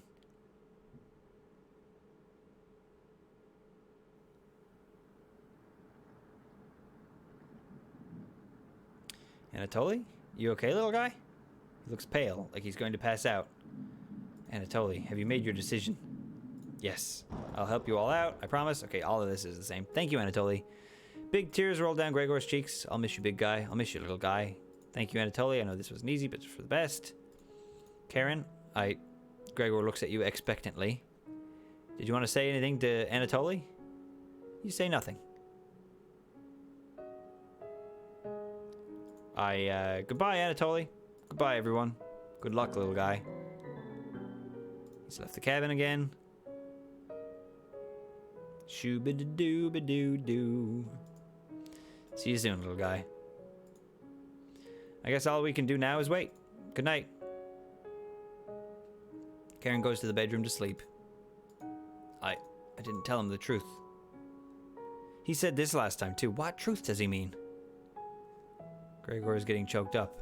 I didn't tell him. Missing him already. Gregor curls up on the couch for the night, turning his back to you. Is there just something I missed? You shut your eyes, quickly falling asleep. You hear a scraping from the floor.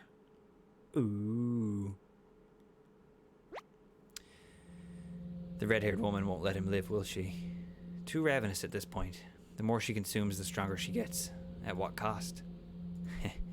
Sometimes staying silent works better. Just walk away and pretend you're innocent later. Whoa. What a terrible perspective Potato has provided. Yeah, you don't say. Chompettes never would have listened to this crap. You fall asleep thinking about what Potato told you. You have a strange dream. It's lying on the table in front of you. You take off the glasses first, partially cracked, and set them down next to the workbench. Working the saw, you wrap the cuts into an old newspaper. Some of it gets soggy immediately, so you begin drying the cuts with a towel before wrapping. Much better. You hear something approaching, so you clench a fist to get ready to strike whatever's coming for you. You wake in a cold sweat. So that must have been us, the butcher, right?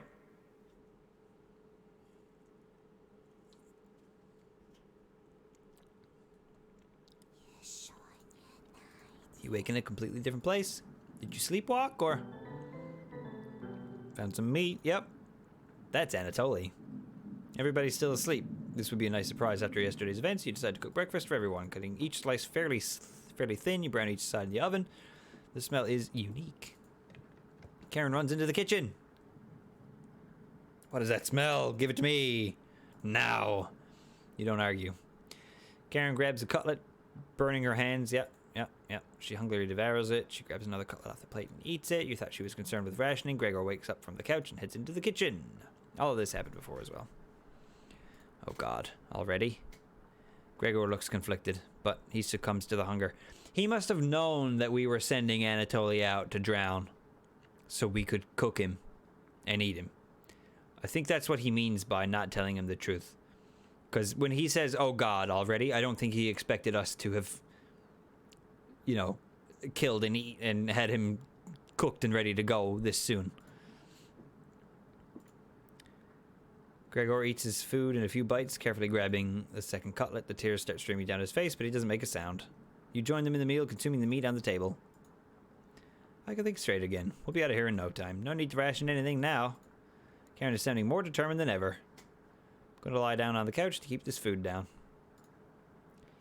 Yeah. Karen leans in to whisper, I'm glad Mariah and Anatoly are gone. They were stopping us from bonding properly. How did you get so good at it? You tell Karen. After one bite, it just made me feel whole again. Even with the nightmares, it's worth it. It took a few nights, but I fought back. So she must now know that she's eaten human flesh.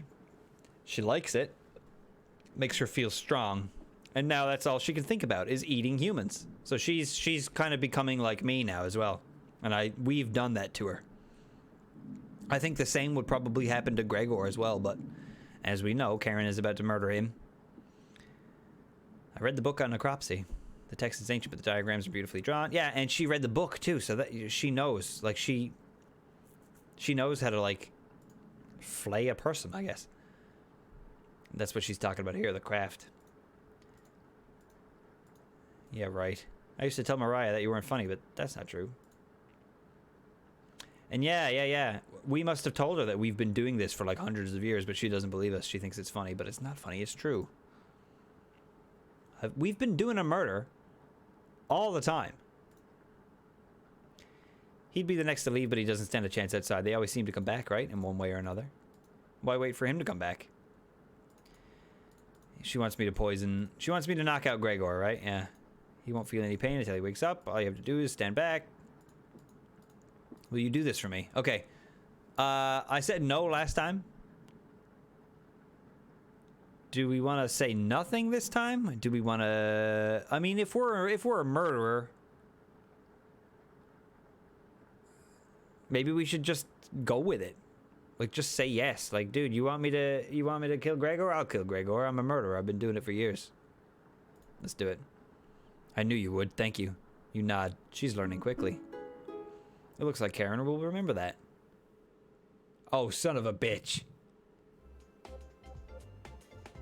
Helping her kill Gregor is what helps us get her... Oh, Jesus Christ. Karen hands you a vial of mysterious liquid and you add it to Gregor's mug. Gregor? It's been a while since you've had some water. Come drink with us. Gregor looks frightened. I can't stop thinking about the little guy. I can't even remember what happened before we arrived. It just never ends. I miss Anatoly and Mariah. Let us toast to Anatoly and Mariah. They'll always... Oh, I don't like that. They'll always be inside of us, Gregor. Can't change that now. Gregor begins to weep. You're right. We're having it raw tonight, Gregor. What? Eating raw meat is one of life's great gambles. Oh, I don't like this anymore. Get awfully sick, or... Gregor slowly puts the meat into his mouth, ignoring the smell. He swallows each bite with a wince on his face. Trying not to get sick. I'll never forget the first time I met Anatoly. We were teenagers. I was chopping firewood outside the house. Anatoly brought over a butterfly net filled with them. He introduced himself and asked me if I wanted to hold one of the butterflies. I had never held one before. He told me not to crush it between my large paws. He did have miniature hands himself, so I get it. And Karen, what did you put in this water? Would you do anything to save your friends, Gregor? Of course. Gregor's eyes start to droop. What the hell was Karen's liquid? I think it'd be best to have an early bedtime tonight. Let me help you onto the couch, Gregor. Yeah. Thank you, Karen. Gregor passes out cold. Thank you. I'll do the rest. Even if he screams, please ignore Gregor when he wakes up. Okay? You don't want to interrupt Karen with this. And this is when she cuts off his legs and one of his arms. and feeds it to him. You leave her alone, going into the bedroom and crawling into the bed. Anna totally slept in. You fell asleep almost instantly.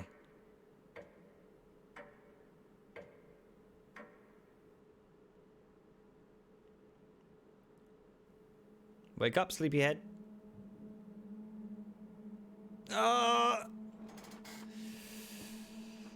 Don't like that. You were having a nightmare. Gregor is waiting for you. She didn't have that face last time. You get out of bed and follow Karen to the couch. Heh. You were the only person that didn't laugh at me for being afraid of a marmot. When I was 9, a friend and I were playing in the woods.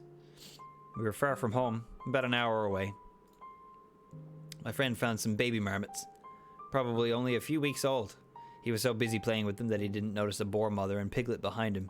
The boar thought he was too close to its child, so it ended up goring him in the lung with one of her tusks. The wheezing, those shortened breaths. He was gasping for air as his lungs filled with blood, and there was nothing I could do to stop the bleeding. It took me an entire day to carry the body back to his house. I was so weak, I had to take breaks every few minutes. When I arrived at his parents' house, it was completely pitch black. My hands shook as I laid his body at the door. I was almost as cold as he was. When his mother finally opened the door, I will never forget that scream as long as I live. I never wanted to let anyone down again with my weakness, never. So I pushed myself to the breaking point as a teenager, getting stronger every week. I should have never left Ukraine. Gregor looks like he's about to cry. Thank you. Ah! Your face just can't do that. Gregor. Hello? Why are you here now? I think he's trying to speak. What is it, Gregor? You tell Karen that Gregor has died. Oh, that's what that was. He hasn't spoiled yet. Let me show you the rest of him. No, please, I don't want to see that. Karen shuffles over to the basement door, opening the lock with the knife. Why wait until she's in the basement? Take back the knife and end her life. So she's dead. Is she dead already? I'm so... Still so hella confused. You explain how difficult it is to get blood out of wood. Your laziness is unbelievable. The minute those 4 entered the cabin, you should have killed all of them. You're getting soft. You nursed a weakened butcher back to health? What if she ends up killing you now? I brought you the key. When she goes downstairs, lock the door behind her with the deadbolt. Then let her rot. Karen, potato. Might have made great allies in another life. You need to stop her before it's too late. You walk over to the basement door. Where's Karen? When are you fixing this hole? You can feel her breath coming from the crack in the door. So, is Karen the butcher? We nursed her back to health? What? You can feel her breath coming through the crack in the door. You lock the basement door. Good idea, I think. What the hell are you doing? Goodbye, Karen. Go back down to the basement and just rot away. She slips into the darkness. Good. You climb on the couch to rest, waiting for the basement noises to become silent.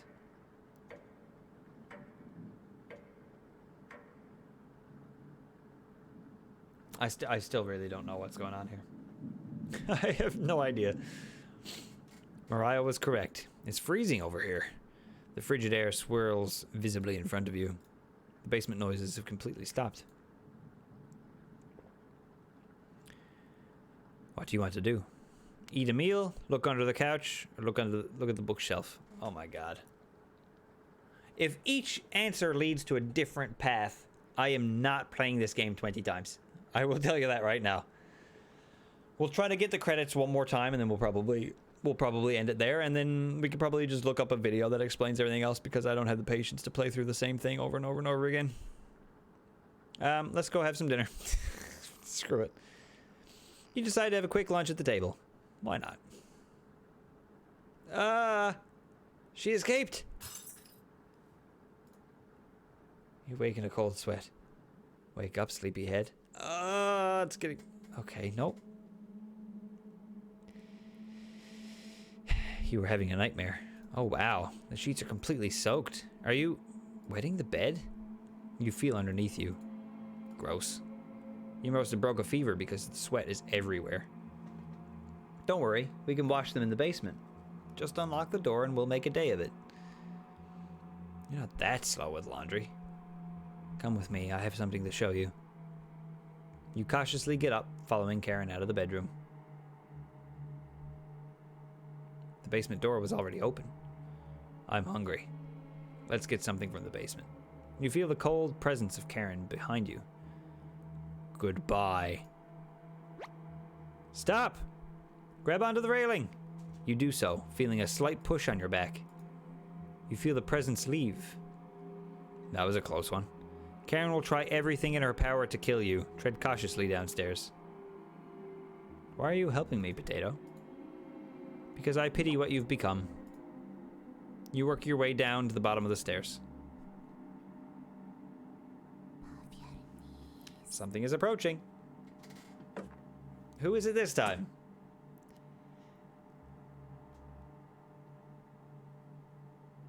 Could be anything.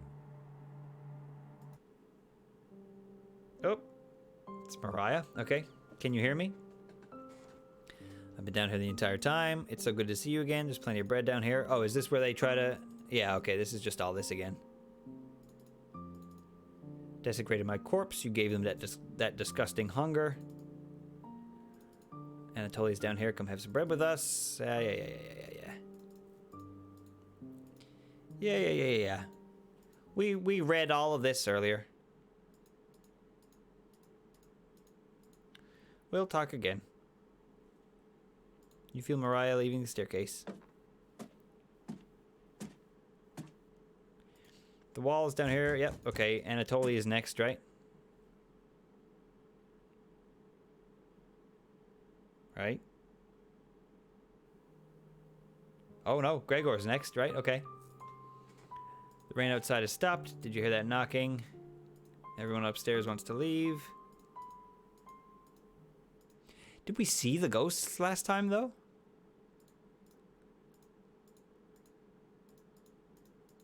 Please turn the light on when you reach the room. Okay, we're not gonna do that this time. You were as sweet as a pound cake. I guess my optimism made me a little naive about you. The anger of the whispers. I know your true nature now. We'll meet again soon. Beware, Karen. It's just good general life advice, I think. Beware the Karen. I think that's pretty good. Yeah, not bad. You descend deeper into the abyss. The air pressure down here feels greater. Yeah. Getting closer to Karen. This should be Anatoly now. I think.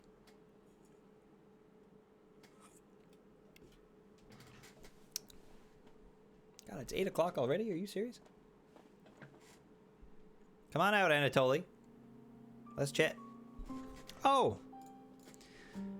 Thought you'd still be fiending off that glutton. Yeah. Shake your head. Survive this long, blah, blah, blah, blah, blah. She's just below us, waiting to devour you. She's been practicing her butchering again. Butchering. Something about war crimes. Karen might still be alive down here, but you won't be. Finally hit solid ground in the basement. Yeah. Found you. Karen's grown stronger than you as of late. Consuming her friends has imbued her with a rage. She's lost in the abyss, and nothing but death can end this madness. I hope you've prepared for what comes next. You can feel something creeping up in front of you. Hello! Hey! Cabbage is back! Cabbage, what are you... Cabbage! Cabbage! It took us forever to move the rubble you put in the mouse holes. Chompettes! Help! Come out! Ah! Ah! Ah! Never fear, Onion is here. Like my cousin Cornbread says, I'll rise to the occasion. Raspberry! Sometimes Mary Raspberry. What lie did you tell them, Potato? You had moved on. Will you let us go? You shake your head. Someday, maybe. Chompettes! Cabbage, We can't allow Karen to take over the cabin. She's much worse than you, Stinky. Did you see what she did to Gregor? Unhinged. She's a cut above you right now. You don't need our help with this. Just remember what she's done. Channel that anger. She's just like Potato now, right? I'm still here, Cabbage. And as punishment for earlier, we're locking you in the room again, Potato. No Chompette trial needed. You got company down here, Potato. One of us should hide the key. That's enough. No need to twist the knife. Good luck. Chompettes! Let's help out. The Chompette's get in position behind you, ready for what's next. You feel around the wall blindly and locate the light switch. Found you. All right, this is the fight again, right? Do I need to do the whole fight again? Let's end this. No, we don't. Good. Get her. Gotcha. Gotcha. You were not eating me. Oh shit, that's new. Oh boy. Oh boy.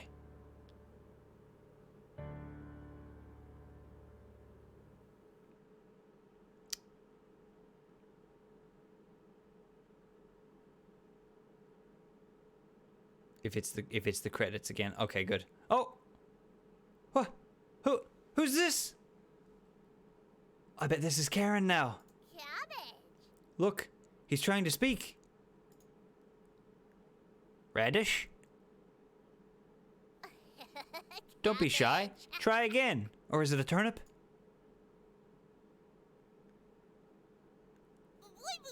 Might take a few more days. Welcome to the Chompettes, turnip. Hey! Oh, god damn it. Okay. Yep. Okie dokie.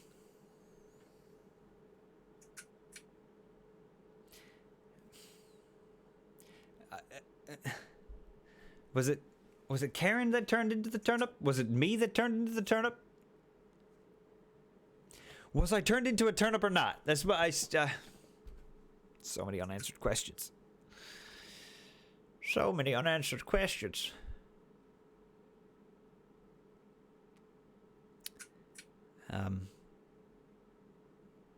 I don't know, man. If you guys have any theories, or if you have any videos that you've watched now, Game Nut, I know you brought one up. If you've got a video that you'd like to recommend that I watch, send it my way, because I'm going to have to figure out a bit more about this game, because I want to kind of know what happened. I am going to consider this game beaten, though, right? We've seen the credits like 5 times. I think I deserve a magnet. I want the Cooking Companions magnet. So we're going to call it finished. Wow. All right. Bit of a, can I skip any of this? Yes. Whee! Cabbage! There you go.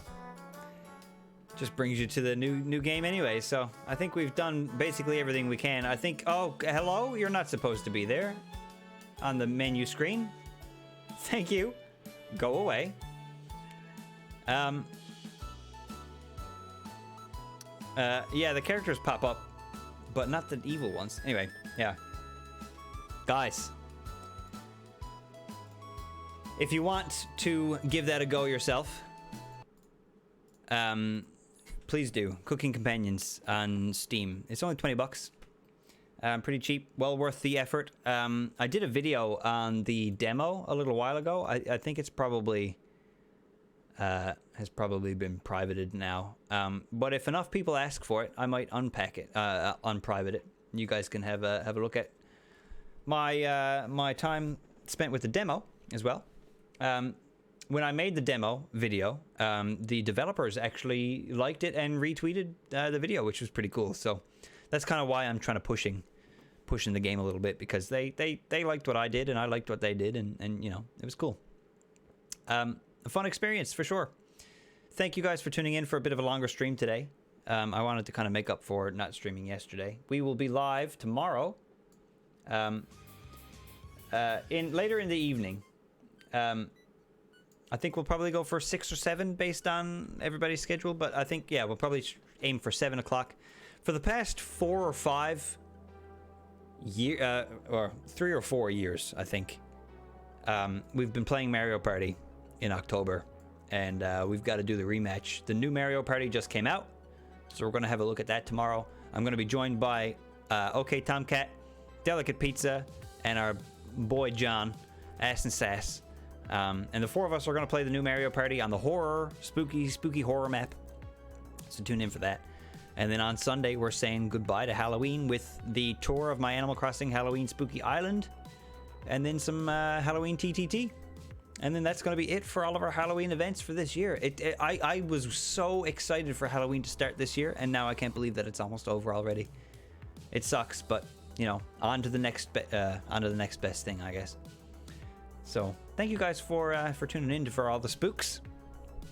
I hope you had fun. I'm sorry for all the stream issues. Hopefully, now that we're going to be streaming more console games, we won't have as much trouble. I'm going to be streaming Pokemon in November. Thinking I'm probably going to be streaming Spider-Man in November, as well as Animal Crossing when the new update comes out. So stay tuned. I hope you guys will enjoy it. I'm going to leave you here now, though. Thank you guys so much for tuning in. My name has been Swelly Pilgrim. Never ever forget to eat your greens, which holds a whole different meaning after what we just played. Don't eat your friends, all right? Eat your greens. That's the best way to go. I'll see you guys tomorrow. Bye. Have a good night. See you guys. Bye.